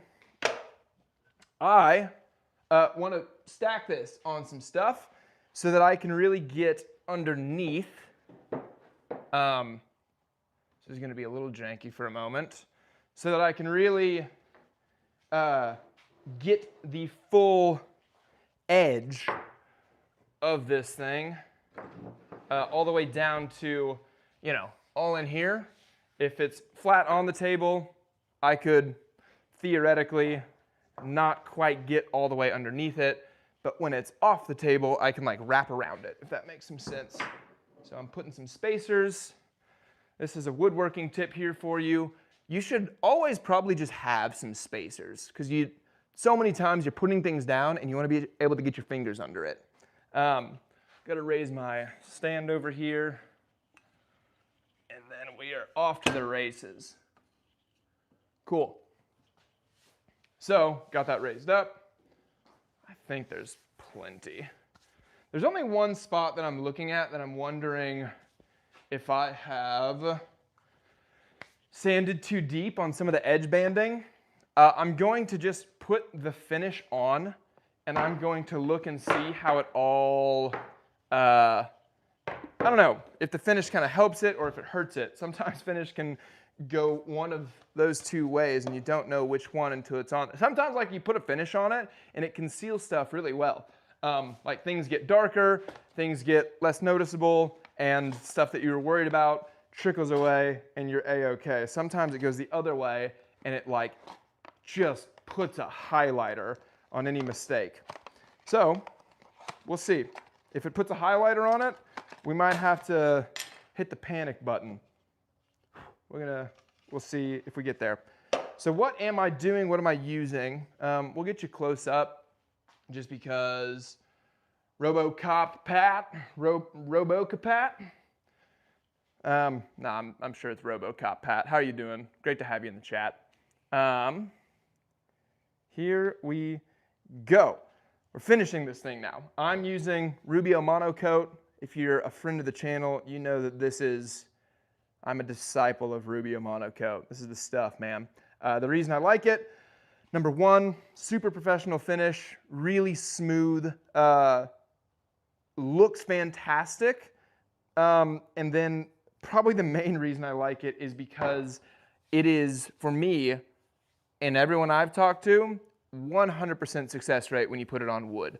Like, if you've ever done woodworking before, and I'm gonna grab some gloves real fast, I forgot to get those. If you've ever done woodworking before, and you finished it with like, I don't know, polyurethane or something, you know that there is a non-zero chance that your polyurethane or your lacquer or your paint or whatever, it just like, you know, temperature's weird, humidity's weird, the application's weird, something, and you get streaks or it's tacky or whatever. Like it's just variable, right? With Rubio Monocoat, I have never, I did get a heat gun, Joe Mama. Found it when I was looking around this morning. With Rubio Monocoat, I've never had an issue with streaks, tackiness, bad cure times, uneven finish, nothing. It's just like you just mix it and then you wipe it on, squeegee it on, then you wipe it off and you keep buffing it until it's just completely tack-free. It's tack-free the day you put it on. It's super, super easy to apply. They have a whole bunch of different colors. I typically like to use their pure color, which as the name would imply, it does not add any color to it. There is no stain to this color. It is purely just it richens walnut. What up, Hank? Hank? What's going on? You'll see that it changes the color of the wood from right here, but it's because it's just hydrating the wood as if you put water on it. It's not adding any dye or stain to it. It's just the pure color of finished, protected walnut. So I typically like to do the pure just because, like, just get a species of wood that you like the color of. But they have a whole bunch of colors, and I do stain things, particularly for interior designers because they want really specific colors. Give me a moment while I count things because there's a ratio. So that was 1. I'm going to do 6 of these. 2, 3, 4, 5, and 6. So the ratio is 3 of the actual finish. I got some in it. That may or may not have anything in it. And then it's for every 3 whatevers of the finish, you do 1 of the accelerator, component B. Do I have anything left in here? Yeah, I do. So I need 2 of these. And for whatever reason, I seem to run out of the actual finish, the 3 part, quicker than I run out of the accelerator, when they really should be, they do give you the perfect ratio. Like they give you 1 can of each, but it's the correct ratio. So I don't know why I run out of the 3 one faster. They're definitely different consistencies, so I wonder if it's like when I'm doing it with my spoon, if, I don't know, it like globs on more in one or the other. It doesn't, I don't let it all get off the spoon in this one. I don't know.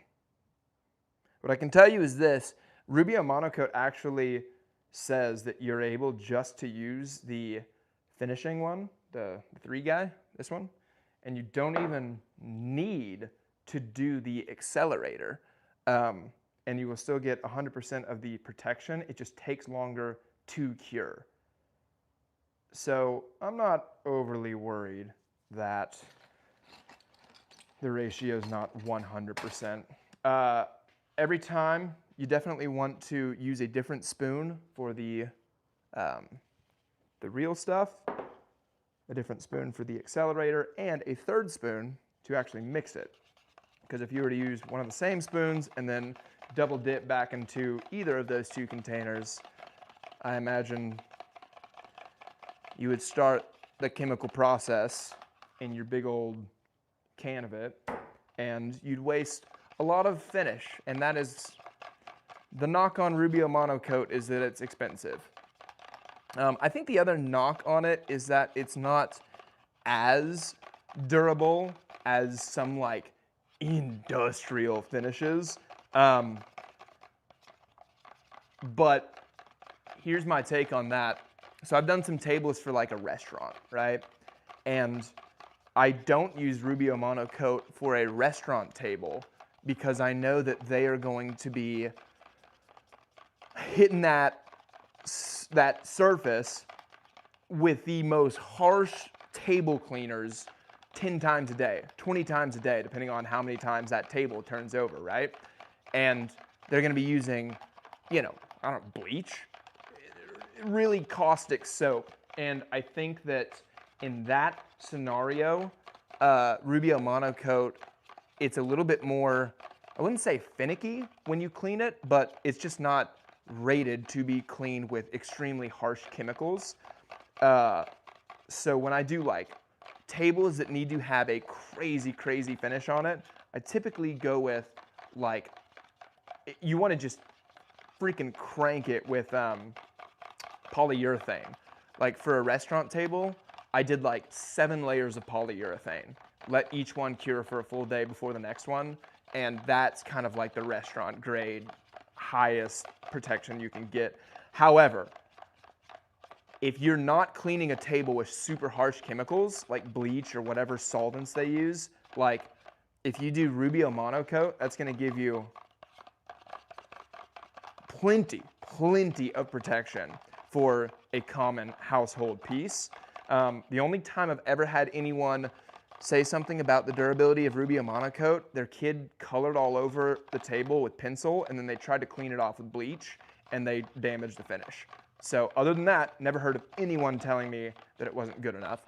There's also ceramic finishes that you can put over Rubio Monocoat that add no color, add no sheen, add nothing, but they just give it a little bit more durability, a little bit more scratch resistance, and then I think a little bit more hydrophobic properties where the water just beads up and rolls off.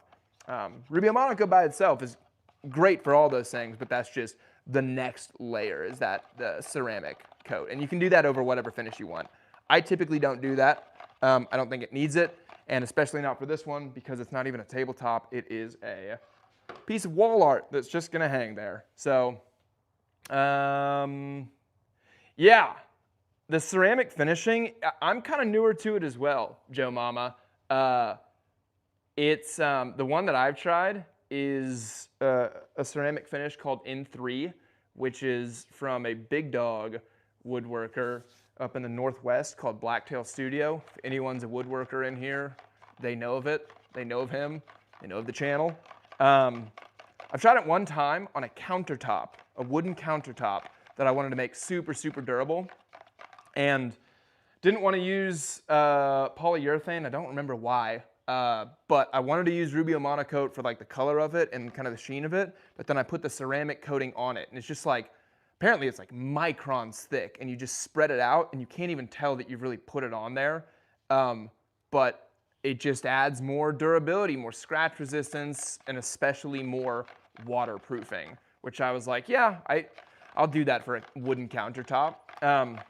Yeah, you can apparently put it on literally whatever surface you have underneath it, like whatever finish you have underneath it, as long as that finish is completely cured. So this is now mixed up. I mixed it for longer than I probably needed to. And then what I do is, originally I kind of poured it on and then like smushed it around with a paper towel, but then I found out that so much of the finish was getting in the paper towel and I was wasting finish because it was just soaking the paper towel rather than getting on here. Now I use like a squeegee, just like a little plastic squeegee, and I just kind of squeegee it around, and then I towel it up once it's, you'll know, you'll see it. Let me see if I can get you any higher, looking any more down at this whole thing. I don't want to, that's pretty good right there. Yeah, that's good. Any squeegees in the chat? That would have been the perfect shout out. Unfortunately, I think Big Squeegee is working right now. So I don't think Squee is here, but shout out Squee, Big Squeegee. I'm gonna start over here so you can get the full effect once I get closer. So I just pour it on. I'm not super worried about the edges yet. I'll get the edges in a minute. But then I just start spreading it around and look at the color change. Like that is the natural color of pure walnut with no stain on it, but a hydrating finish. And you can definitely like slightly modify that color. Like I know, for instance, if I used a polyurethane with no added color, it'd probably be slightly different. And then it would be slightly different if I used a water-based polyurethane or an oil-based polyurethane. But for the most part, this is, when you think of walnut, this is the color. That's walnut. What I am noticing, though, is that this piece of plywood with the walnut veneer on it, it feels very thirsty. As in, I started spreading the finish around, and it felt as if that spread did not go as far as other, I don't know, piece of walnut. It felt like it just drank up the finish quicker, which is fine. That means the wood is good and dry, which is what you want. Wood has to be a certain moisture content or less to be able to effectively work with it. Because if you work with it, even if it kind of feels dry, but it is too moist, then what will happen is as it starts to dry out over the lifespan of its, being a piece in a house or in wherever, as it dries, it will warp and do weird things. So you want it to be very dry by the time you start working on it. I am not in the wood preparation business, as in like trying to mill and dry slabs of wood or planks of wood. There are people who, that's lumber mills, that's what they do. But when I get the wood that I get from these places, it's already dry and ready to start working with. And again, I don't work with plywood that often. So I don't know, maybe this is typical of plywood, that like it soaks up more, who knows. This is the one part of the video where I kind of wish I was taking just a normal recording to be able to do an Instagram post with or YouTube Shorts with. I don't think this merits a full-length YouTube video. It's not very interesting in my opinion, but it's kind of like one of those lizard brain things where it's fun to see the piece change colors. Something else to yap at you about while I'm doing this is one thing that's really nice about Rubio Monocoat is that their product doesn't produce lap lines. And if you've never heard of that, lap lines are when you see that like there's a distinct difference between where I've hit it and where I haven't hit it. And lap lines on kind of lower quality finishes, if you leave that distinct, border or that distinct like change in areas for too long, like that's been sitting there for 30 seconds or so. And with lower quality finishes, if you leave that distinct, region like that for too long, all of a sudden you will see that line even when the entire piece is finished in dark. That is what a lap line is. And I've had that happen really only one time when I was making an outdoor piece of furniture and I was using like deck stain, deck sealer, deck, protection stuff on pieces of wood. It was for a table. But I was so used to Rubio Monocoat and like it was hot outside where I was finishing this thing. And I just wasn't quick enough removing all of those regions. And you could see, even when the whole piece was technically finished, you could see like where I had stopped in between. And it wasn't long. It was like I'd leave it for 30 seconds or something before I kind of smeared over the lap line and made a new lap line. And you could definitely see where those regions were. But Rubio Monocoat's very good about that. And as long as you don't wait like 15 minutes, it pretty much is lap line free, which is very helpful. It's kind of hard to get to the edges after you've worked with it with a little while.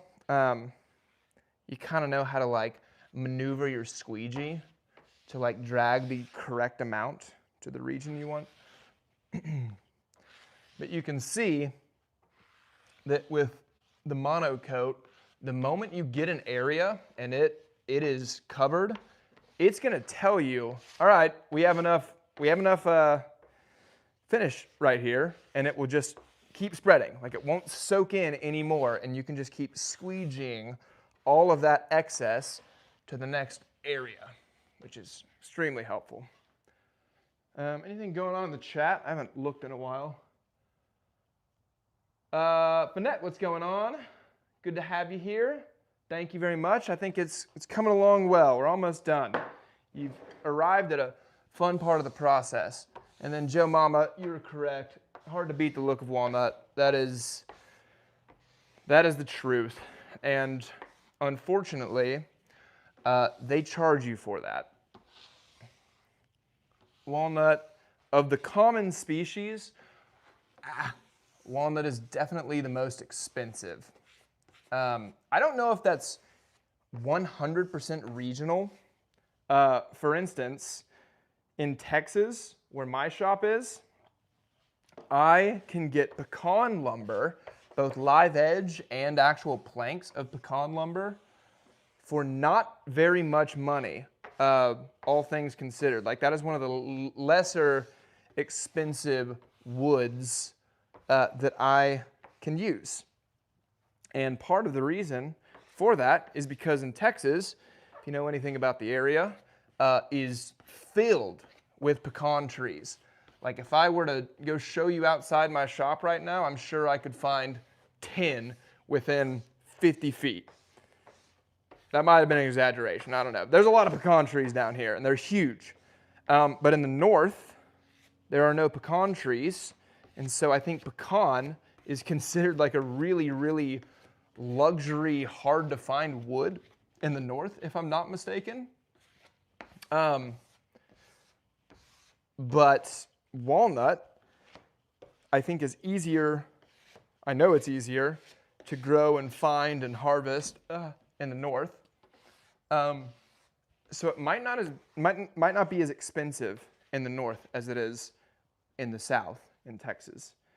And unfortunately, I will probably have to make one more batch of the resin. I've gotten pretty good at knowing how many spoons are gonna get me to where I need to be.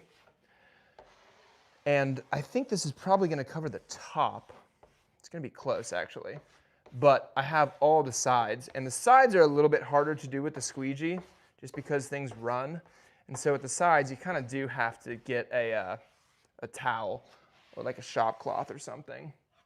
And I would love to be able to get all the top so that I can make sure it's good to go before I move on. Yeah, you kind of have to get a towel, saturate the towel, and then just kind of like work it in with a towel.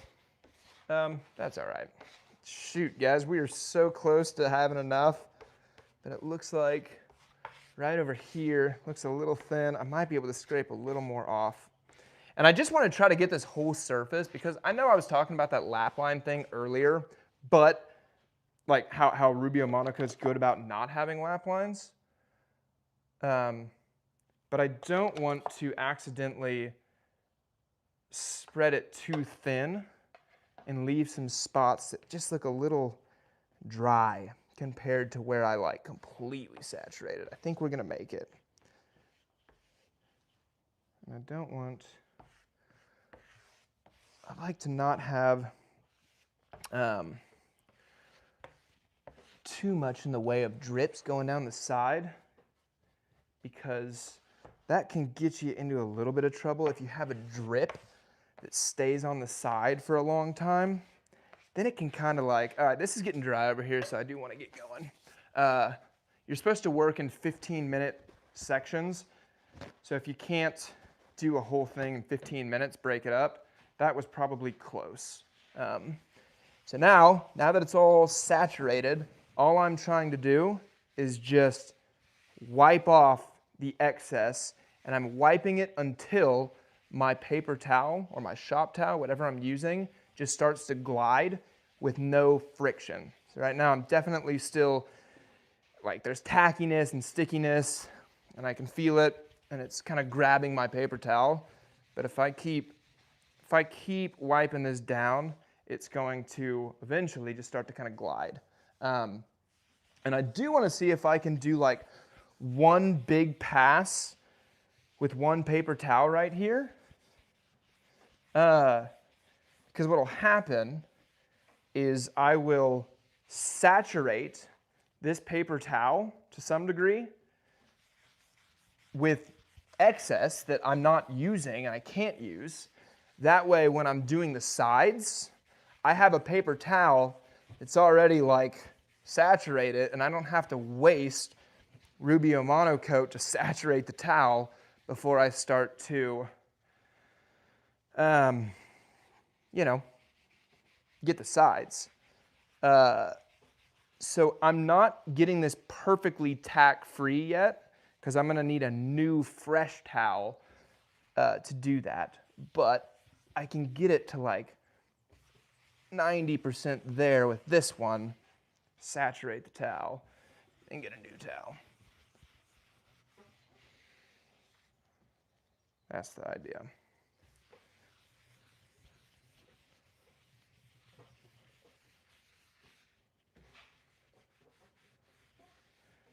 And once this starts getting a little bit saturated, you can kind of see any areas that like, oh, you might have gone a little thin right there, maybe didn't quite get enough.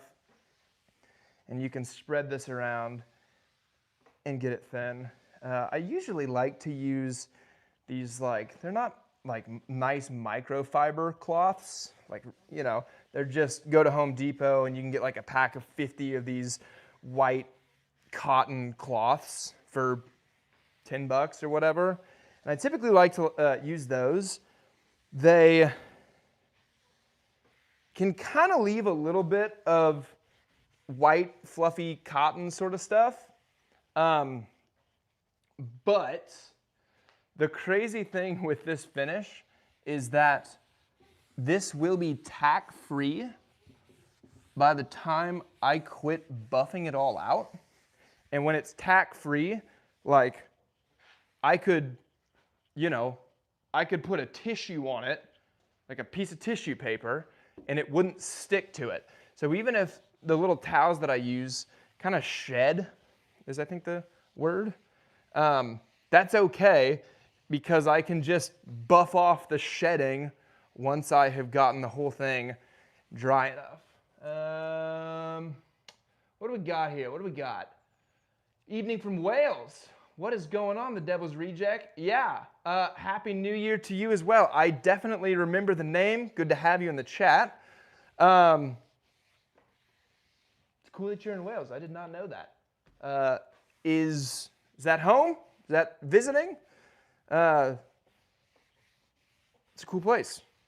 Haven't been to Wales specifically, but been to the UK a couple times. Got up to Scotland.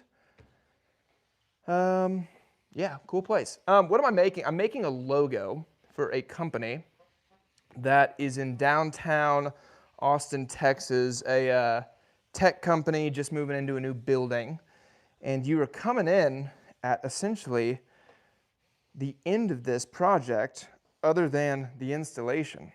About 15 minutes ago, there was no finish on this thing. And now we're getting pretty close. So I can feel that I'm getting pretty dry here, which is what we want. And it feels as if this towel that I'm using is a little saturated. So I don't know how much more we're going to get out of it, which is kind of where we want to be. Everything's looking very even. We're going to put this in a special place for now. Right there's good. Then we're going to get a new towel that's fresh. Maybe we'll get 2. Why not? And then we are just going to, like, nothing's grabbing right now. Oops, that grabbed a little bit. But you just start buffing until you don't feel the finish grabbing your towel or cloth anymore. And you can definitely feel it. Like this area over here, I've already gotten a couple times now. That's pretty much 100%, which is great. It is interesting. This feels, from a finishing standpoint, the walnut veneer feels different than walnut hardwood. And I'm wondering if that had like solid, fine walnut lumber through and through. I'm wondering if it has something to do with the fact that the veneer is only, I don't know. This veneer is super, super thin. I can tell you that much. It's either a 32nd of an inch or potentially a 64th. That sounds kind of crazy. I can't imagine it's a 64th. My guess, if I were to put money on it, is that the actual walnut on this sheet of plywood is a 32nd of an inch thick. And I'm wondering if, and then underneath that 32nd of an inch thick layer, there's something else. It could be like a particle board. It could be a cheaper species that is another thicker veneer under it. Whatever the case, I'm wondering if the Rubio Monocoat kind of like gets through that veneered layer and then is now interacting with the next layer under that, and it's just a little bit different than if it were solid walnut through and through. But I can just tell you, like, it feels like it's behaving differently than just solid walnut lumber.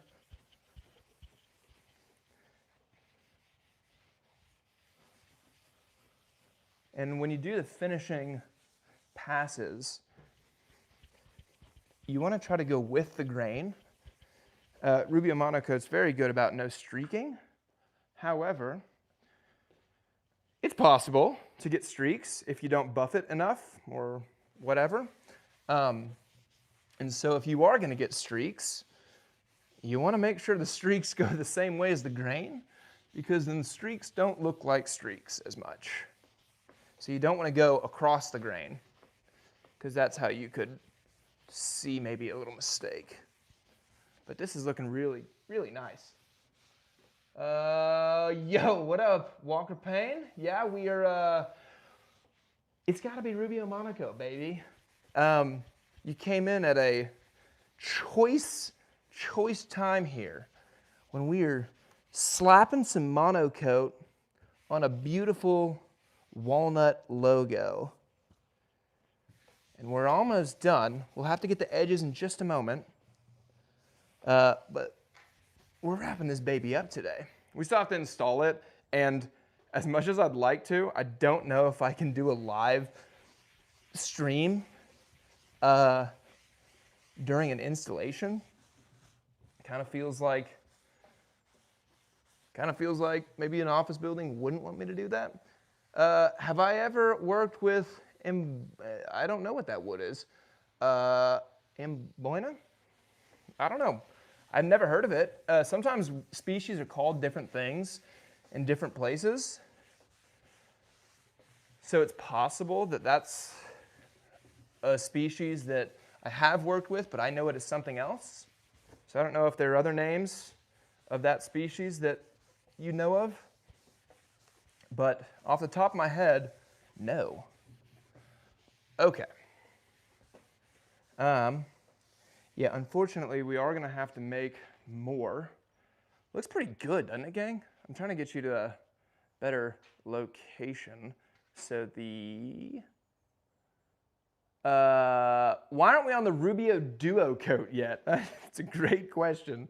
The thing is, actually, if it was a Rubio Duo Coat, that would make their product less enticing. I guess that's the other thing that I didn't talk about for why Rubio Monocoat's actually really cool, is Rubio Monocoat, you only have to do one layer of it. They say there's no more protection added if you do 2 layers of it. So that's nice. You don't have to like come back the next day and do it again. 1, 2, and 3. So you see how I kept the same spoon, and I'm not using the mixing spoon to do this. So there's 1, 2, 3, just one of these. Yes, you are correct, the Devil's Reject. That Blacktail Studios, I think he primarily uses Rubio Monocoat, and Blacktail Studios is the guy that, I guess is making his own. He's probably not the one actually in the lab cooking it up. He's probably hired a chemist or a chemical engineering facility, but he is funding and selling a different product, which is that N3 ceramic nano coating. I think his name's Cam. Is that correct? I think the Blacktail Studio guy's name is Cam. Fun fact, Cam, if you're in the audience and your name is Cam, what up, dude? Seemed like a really cool guy. Makes some really incredible stuff. I'm going to tell a story about Cam. So if you are in the audience, Cam, be sure to fact check me on all the details of this story. I was making that countertop, right? The one time that I used the nano coat, the ceramic nano coating, that Cam at Blacktail Studios is selling. And again, I was using that ceramic nano coating on the countertop because I wanted to add a little bit more durability to it. And long story short, used it, countertop looked wonderful. I made an Instagram video about it where I was basically just showcasing that ceramic finish. I showed how to apply it, told why it was good, etc. Post did well. It was satisfying, I guess, to watch. And I tagged him. I was like, yeah, let's tag Blacktail Studio so that he sees it, whatever. And tagged him, nothing happened. But then I had someone on my comment section tag him again, seeing what I did, and they tagged him again, and they said like, at Blacktail Studio, what are you doing? Give this man a sponsorship. To which Blacktail Studio did respond to that comment, that tag, and Blacktail Studio was like, if this comment gets, I want to say it was 20 likes, then we'll do a sponsorship. And within like a day, I think the comment had 100 likes or something like that. And we did it, right? So I forget if I reached out, or I think I reached out. I don't think he reached out. I reached out to him on Instagram. He responded, swapped a couple emails, danced around a sponsorship. He asked what my, price was or whatever. I said it, and that was that. So I probably should follow up with him.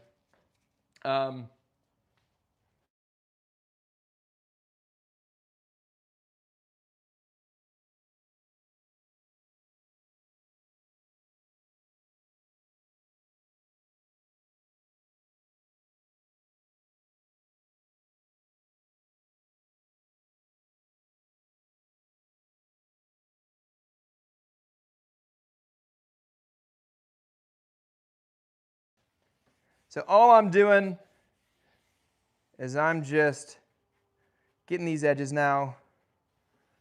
And I do see, unfortunately, a couple little spots where we might see some glue. Maybe just sand it a little bit too deep. It's all right. It's all right. It's not much. I'm wondering, oh shoot, it just dripped on my piece.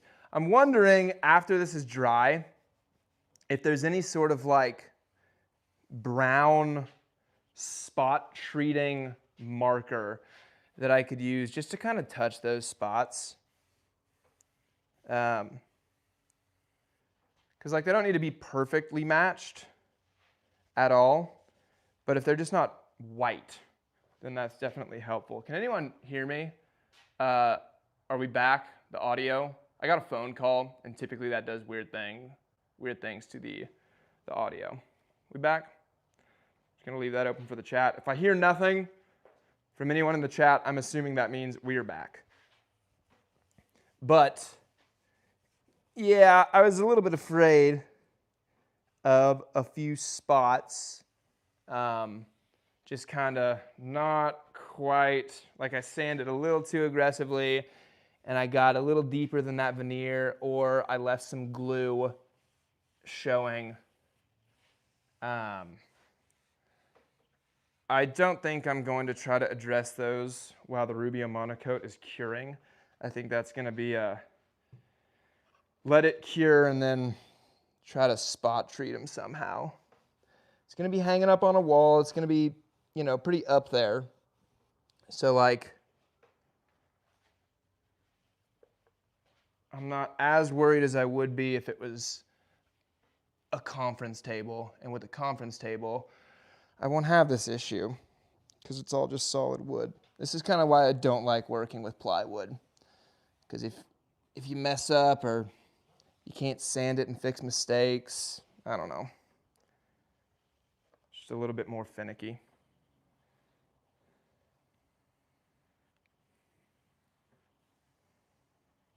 Yeah, just a couple spots I'm seeing that, even like black would be less noticeable. So like even a little Sharpie and just like coloring it black at these spots, I feel like would be less noticeable than the white of the glue or the white of the underlayer. There's one spot that I'm about to hit that I'm a little worried about, and you will hear it in real time. Yikes. That's not as good as I wanted it to be. All right, there's a spot that I'm gonna have to do something to. I think you can get those wax pens for filling in stuff. Yeah, that's probably gonna be the move. There's just a spot in here where it looks as if I sanded too deep. And I think it's just gonna be address it once it's dry. It still looks really good. But it's a hard corner to get up into. I don't think that's going to merit me redoing this edge banding in here.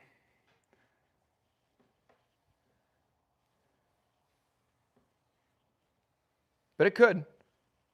Maybe when I start actually messing around with it and like coloring it in, maybe it's gonna look bad enough to where I'm like, yeah, let's redo that edge banding. And I should be able to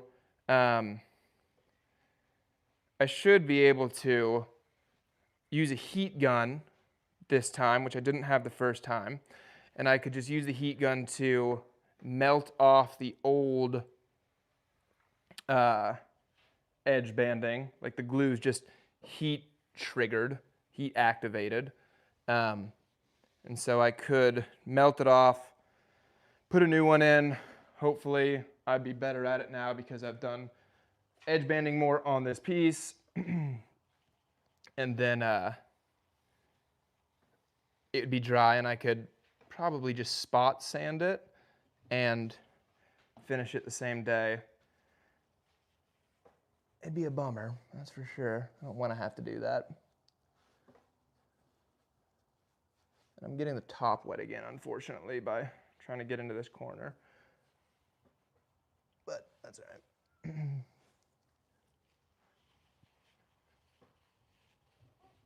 Okay, great. So now I've covered everything. Now we have to go back, and I've definitely got some finish on the top again as I was trying to do the sides. So shoot. If you drop a towel, I think it's probably best just to get a new one because now there's dust on that guy. Yeah, I'll definitely have to go over the top one more time with towels to make sure that whatever streaks I'm putting in right now by getting the sides don't come up on the top. And I can kind of go at the same pace, really. And I've found that when I'm doing the edges, it's a lot easier to buff it out because I'm not squeegeeing it all over. Instead, I am just kind of dragging it with a saturated towel, and I can better control how much finish is getting on that one spot, and I move on the moment that it's like saturated, but also, I think that's okay. Saturated, but also not like overly saturated. When I'm squeegeeing it around on top, it's kind of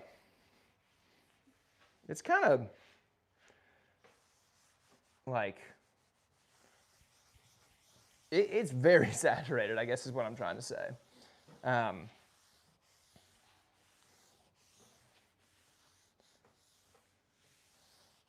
It's looking really good though. There's only that one spot up in the nook of the curve there that, yeah, I'll just order like a walnut wax pen or something and see if I can just spot treat things.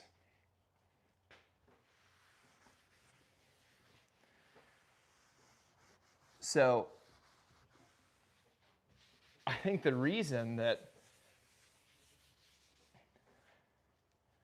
hard, like solid pieces of wood, solid lumber, is considered a nicer, like, finish, method, technique, whatever you want to say, one of the reasons it's considered nicer is because with veneer, things happen more to it, and you can't fix it by having just solid hardwood that looks exactly like everything else. Like with veneer, you kind of have to do some things sometimes. And it's not all the same piece. So it's just not quite as perfect, I suppose would be the way you could describe it. I don't know, man. That kind of looks like I might need to redo that. That's a bummer.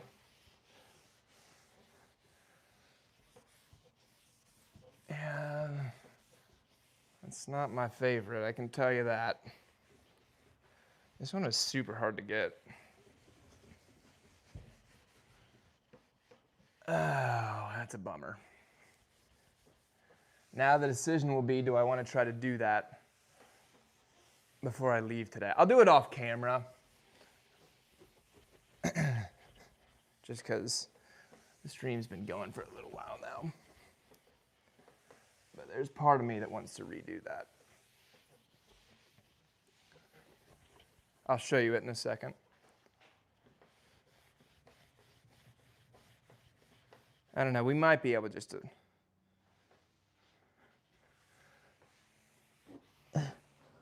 Don't get the shirt wet. What do we got in the chat? Yeah. Would it be better to do the sides first? Potentially. Quite potentially. Quite possibly. Yeah, I don't like using veneer. It's so finicky. The people who are really good with it can do some really cool stuff, and the materials are so much less expensive for veneer projects than they are for solid hardwood projects. Like if you were going to cover an entire massive wall with something that looked like walnut, you'd have to use veneer or plywood.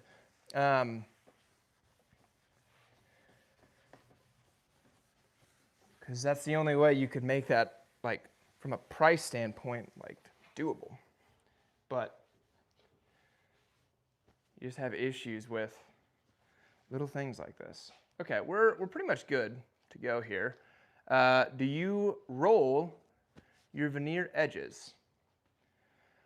I don't quite know what you mean by roll them, but what I was doing earlier, I think you probably hopped on after. Yeah, you definitely hopped on after this point. I was with sandpaper. I was like in my hand, just kind of going over all the edges. So in that way, I rolled them over and smoothed them so there was no bite in the edges. So yes, for that right there. Man, bummer.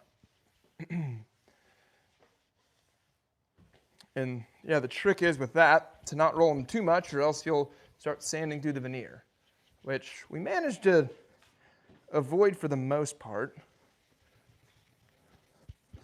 Definitely avoided most of that. I'm just going over one more time to make sure that there's nothing on top that I've smudged.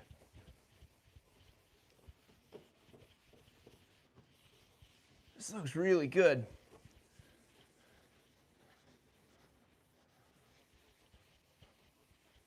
There's just one little spot that will eat away at me until it's better. Okay, let's get you a better view of this thing. Use a metal bar to roll the edges of the veneer to get nearer the edges. Yeah, do something similar to that for like a miter joint that I need to kind of close up. This lighting's not fantastic. I'm trying to get you a good, there we go. That's pretty good. Yeah, I do something similar for a miter joint that I'm trying to close up. But no, I didn't roll them on this one. Probably, that might be the way to make it to where when you're trying to sand those edges, like the top layer, the top veneer is kind of falling off, diving over, so you don't sand through it super quickly. I like that idea. Again, I don't work with plywood that much, so there are probably a lot of tricks that I'm not aware of and doing, and that seems like one of them. I'm pretty happy with this. Oops.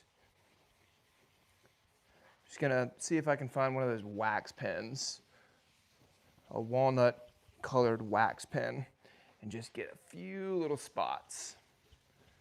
We were really close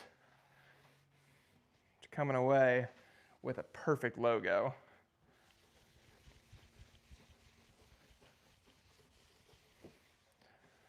Right in here. All right, let me show you. Let's see. Yeah, solid lumber prices are, they are what they are, it feels like, the lumber prices. So you see right there, right here, I think I sanded through the veneer.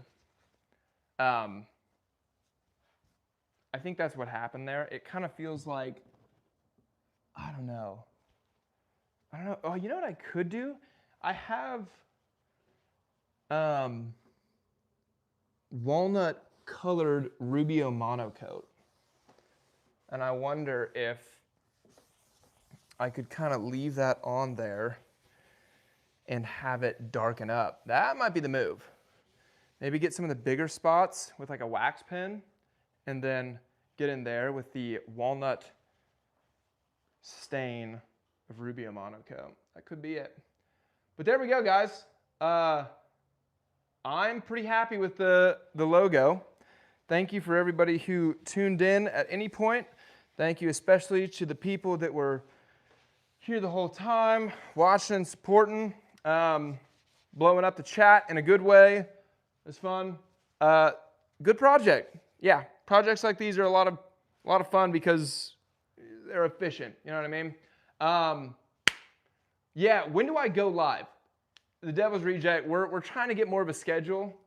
We still have the issue of most of the things that I film or do, I want to film on the camera to make short form content in the vertical method. And then I have the other camera, the DSLR, that shoots everything for horizontal YouTube long form videos. The reason I was able to do this is because I didn't feel like I needed to document this project for either Instagram or YouTube. So I'm still having the issue of the coolest pieces that are the most entertaining to go live on. I am gonna be filming them on my phone and on my camera that I have no device to go live with. So I need to figure out how to do that, and I definitely wanna get more consistent with live so that people know what's going on when we're doing it. They can tune in regularly, etc., etc. I think if I were gonna guess, my guess is that it's probably going to be around this time. So wherever you are in the world, right now it's 12:41. I think a lot of the audience for the channel so far is in America, which that's around lunchtime. And I think people are at work and just want to, whatever, tune in for a second. But that's also, I guess, for the UK, what is that, 6 hours ahead? So like right after work, maybe you're eating dinner, hanging out, relaxing before the evening. So around this time, like around noon Central Time in America, so 6, 7 p.m. in the UK and the Europe. Okay, yeah, 6:42, right on. I appreciate that though, man. Yeah, show your friends, appreciate it. We got new videos coming out that are really cool. The tail end of 2025, we had a show that we were attending, a market, and we made some pieces for that market that were 100% passion projects, like no client involved. I was making what I thought was really cool and what I hadn't seen before, what was unique, etc. And because of that, shot footage of all those projects. We have like 5 or 6 different projects in the bank right now, filmed. I'm working on doing all the editing. 742 in France, right on, Finette, thank you. And they're really cool. The next one should be coming out early to mid next week, fingers crossed. and it's a really good video, like crazy cool piece. But even then, the next ones after that, very cool pieces. And then I have like 50 different notes. It's one note, but it's 50 different line items of content ideas for long form YouTube videos, of which it's, you know, making a wooden sailboat, making a, there's a lot of them. I promise you they're going to be interesting, and we just basically have to keep doing this fine dance of custom work that right now is the thing paying the bills versus content, which is very fun, but each video that I'm posting on YouTube, like a full-length 15-minute video, that is 40 hours easily of work between making the thing, but when you edit, it's like 40 hours of editing. So if you actually have to make something separate from a custom piece, that's like a 60, 70 hour project to make a 15-minute video. And financially speaking, as a business owner, not quite paying for 70 hours of work yet. So it's a fine dance, but we are putting out videos. My guess is right now, once every 2 weeks is our goal, so 2 a month. Then we're gonna do lives, hopefully like 3 times a week, maybe one Monday, Wednesday, Friday, around this time. We're gonna be posting shorts all the time, Instagram videos all the time. So big year for content, assuming that we can do that fine dance of making the custom pieces and surviving financially as a business and growing the channel to where that starts helping and we can justify spending 80 hours on a video for a project that has nowhere to be sold. Like if you've seen the fishing pole video on the channel, that was one of my favorite videos, the fishing pole video, and then also the golf video. Fishing pole out of wood, golf clubs out of wood, skateboards out of wood was really fun as well. None of those pieces sold to anyone, right? But the fishing video alone, it was like 30, 40 hours of work to build the fishing rod and reel, and then filming it on the water, trying to go catch a fish, and the editing was insane. But that's the sort of stuff that's the most fun to do, and we've got more videos coming out just like that, as well as just elite pieces of furniture. This isn't elite, this is nice, but they're elite ones coming out. So yeah, tell your friends about the channel. It's gonna be a really, really fun year for content. Check out the merch shop. We just got merch in. I'm donning the hat and the sweater pretty much every single chance I get. I really like them. But yeah, I don't know. Check out the videos. We did a recap of the last year. So you can, if you're just tuning into the channel for the first time, you can kind of see everything that is going on. Yes, merch should be shipping worldwide. We've partnered with some company that is able to not have to do a bulk order, but you can just order something and then that one thing goes to where it's supposed to be. I am pretty sure that they ship worldwide. I'll look that up immediately. I don't know where I would tell you about that, but I bet you if you went to the merch store, there would be the little I button, the little information button that might say something about shipping. I'm pretty sure they would ship worldwide. It's a big company that does this. So yeah, check it out. We have new merch coming that's like, yes, there's just the outer wood stuff. We're gonna have some new like leather patches on hats, but then we've got some shirts coming that I think are gonna be independent of the logo and the brand and everything behind it, what it means. I think they're gonna be cool shirts just to wear like for what they say on it. So yeah, keep watching that. I'll shout out the merch every time we do a live video like this, but appreciate you guys all being here. Have a great Friday. Have a great rest of your weekend. Yeah, and maybe I'll do a live video on Monday showing if I have to make any updates to this thing. But that's gonna do it. I'm gonna eat some lunch and drink some water because I've been lizard brain hat. I don't know what that means. Oh, that'd be pretty sick actually. Just lizard brain. That'd be sick. Thank you, yeah. Thank you for supporting the content creators and the fellow craftsmen. So Devil's Reject, sounds like you do a fair amount of work yourself on that. Glad to have people in the chat that enjoy woodworking. I know Finette's definitely a woodworker and learning more every single day, it seems like. have a good week, everyone. Yes, what Finette said. Have a good weekend. Joe Mama, as always, appreciate it. Let's see, who else was in here? I know Walker was in here. Thanks, guys. Devil's Reject, thanks for lighting up the chat. TJ Loveday, did I get all those letters correct? Thanks for being here. Appreciate the questions. Anyone else recently? I think that's recently. That's about what we got. We didn't see Big Squeegee today, but again, I think he's working. TJ Loveday, appreciate it. Have a nice weekend to you as well. Yeah, new videos should be coming out next week. But check out the year recap. That was a pretty good one to just kind of get a full picture of what all happened last year. But thanks a bunch, guys. Yeah, peace. Have a good weekend.